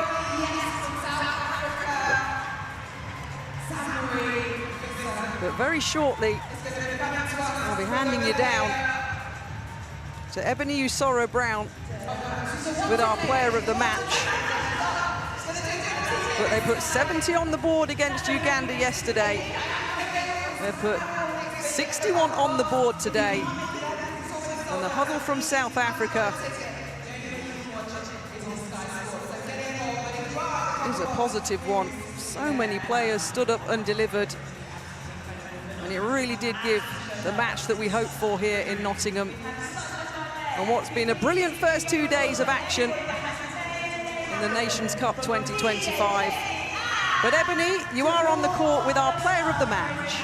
I am indeed. A stellar performance from you today. What does the win mean for the Spa Proteas? Oh wow, it means so much. We knew what we were going to be up against when we came here. We had a good game plan, and yeah, it means just so much for us to come here and beat England on their home ground. There was lots of talk about Carla Pretorius not being here, but your partnership with Van Beek has gone from strength to strength. Yes, no, me and Van Dijk has been working very hard, and yeah, I think our combination is working very well. So going into next week, England tick. What will be the focus for next weekend? I think to keep this consistency, but we can even do better, and to come back and just level up again. Level up. Congratulations on your performance today. I'm joined by Coach Van Dijk. You must be extremely pleased with your team's performance today. Yes, definitely what we know we can do as South Africa. This is a brave bunch of girls and they've been working so hard. I'm just so proud at this moment. Your 17th win as the Spa Proteas over England, a big result and sends a strong message in this competition. Yes, definitely, but the work's not done yet. We still have another weekend to go and a final spot that we need to secure. I think it's secured, but we want to win that one as well. So there's still a lot that we need to do. I think, key moments went better for us. Still a few of them that I felt we didn't quite keep it together. But they're building and they're really just improving at such an accelerated rate. I'm just so proud of them. One hand firmly on the cup, would you say? I'm sorry, just repeat. One hand firmly on the trophy? Yeah, no. We'll wait for that finals. We know England will be back with a vengeance. Good luck for next week. Van Dijk there, the head coach of South Africa, not giving anything away. After the second day of the Nations Cup, this is what the results look like. South Africa beating Uganda on day one. England getting the better of Malawi today. It was Malawi beating Uganda, and you know what happened in this match, and this is what the table looks like. South Africa now at the top with 4 points. England second with 2, level with Malawi. Okay, let's go back to Ebony. Who have you got with you? I'm with Coach Selby. Probably an unexpected loss. Can you give us some thoughts on the game? Oh, I think we came into the game really respectful of South Africa. I think there's been a lot of chat around the strength of their team, coming off the back of Jamaica in our group, looking a bit different. But we were up for that challenge, and I think for 55 minutes we were pretty much there. It's obviously hurting at the minute because of that run against us where the wheels fell off a little bit. Didn't think we kind of managed the game in the way that we know that we can, but then to see that fight back with a few minutes left on the clock, not long enough, but I've seen a behaviour change in how we responded in that moment. So we'll have to just suck that one up. I thought there was a lot of good stuff. Actually, most probably a better performance than yesterday's game, but not the same result. And I think that's the bit we've got to hold on to for next weekend. You said you had tactically some tricks at the beginning, at the top of the show. What worked for you today that was really, really positive that you'll be taking into next weekend? Look, I'm so impressed with this attacking lineup. You know, this isn't... Jess Shaw's just recently got her first couple of caps, and she's really leading in that end of the court. And I think to see Paige Reed see out 2 back-to-back games internationally is unheard of for her. So I think I'm really impressed with how resolute we've been in attack. Our drawing and dropping, getting in behind them. We know they love coming on that front running to sidelines, and I thought when we did that, it worked really effectively for us, hitting the middle, had some nice shooter exits from Liv. And I think defensively, we started the game very, very well. We lost our way in patches, but then I thought we came alive again with kind of really putting them under pressure, holding them up for 3-4 seconds at times. And then when we really needed to find ball, when we found ourselves with the lead slipping away from us, it became more tricky, which is the challenge for all of us and for me. One question in studio is more like, do we need a change in terms of personnel at the point in the fourth quarter, just to kind of lift that attacking end?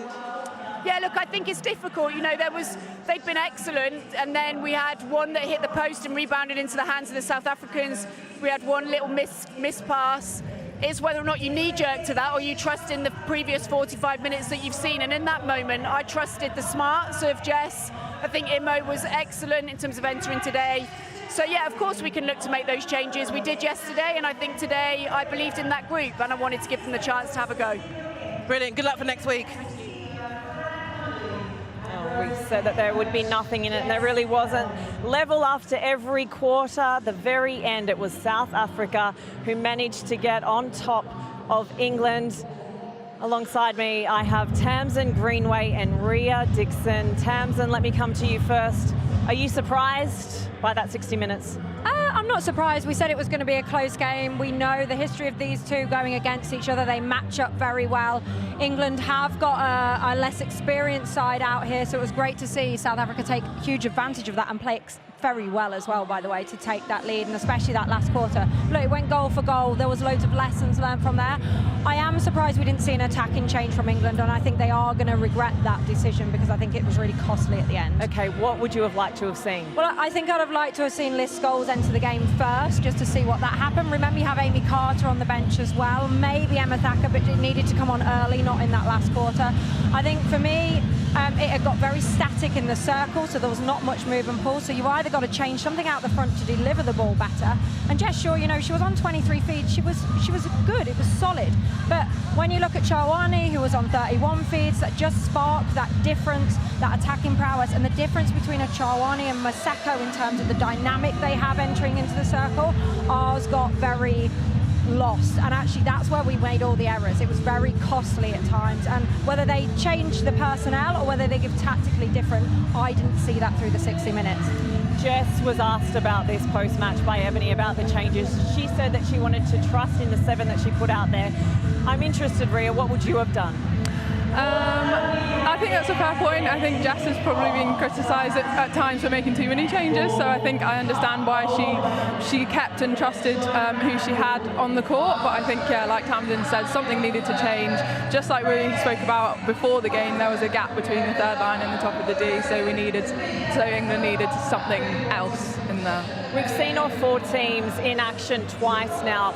Is it fair to say that what we witnessed this afternoon, or this evening I should say, will that be the final on Sunday? Yeah, absolutely, and so it should be. What a rematch that will be, and that's when tactically they can both go at each other. I think I've been really impressed with South Africa coming into this competition and what they put out today, and actually if that's anything to go by next weekend, those little tweaks that the teams will both have opportunity to do through the week, and that's when England are good, right? And there might be more opportunities, maybe Barry Neal with that, there'll be all kinds of things that England will be looking at, but yeah, it's definitely going to be the final. Let's focus on the winning team today then, South Africa.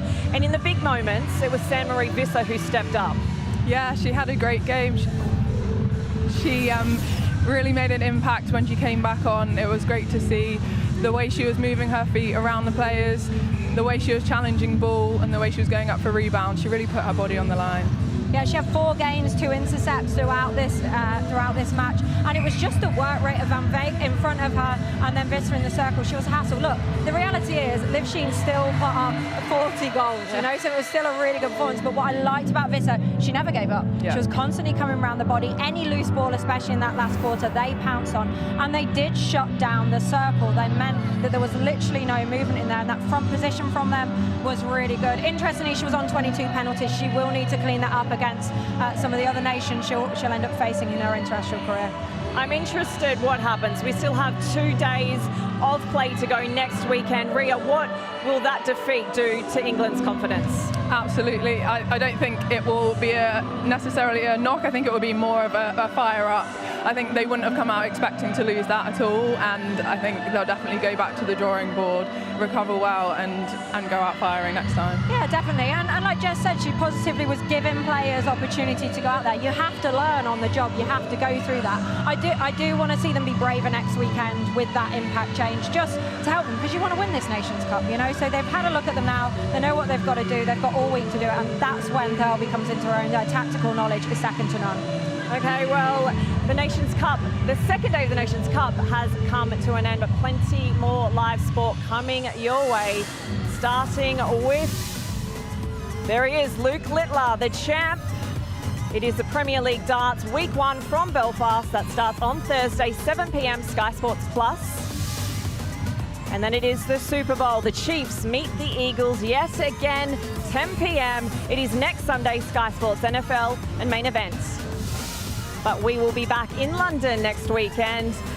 Malawi up against South Africa before England take on Uganda, 2:30 p.m. That is Saturday. And then on Sunday, it is a big one, 3rd v 4th. And then the grand final. Who will win the Nations Cup? Stay with us next weekend. You'll find out. But it has been a wonderful weekend of netball. Tamsin Greenway, Ria Dixon, it's been a pleasure. Thank you for your company, and thank you for your company as well. Can we decide it out for real? 'Cause I could be at yours on Friday. 2 nights at the place we started. It's a long way back from sorry, but here I go. How does it feel? How does it feel? Did you miss me? I've been so messed up since you stopped calling. It's a long way back from sorry, but here I go. How does it feel? How does it feel? Oh, let me give you all of me. Can we decide it out for real? 'Cause I could be at yours on Friday. 2 nights at the place we started. It's a long way back from sorry, but here I go. How does it feel? How does it feel? Sky Sports.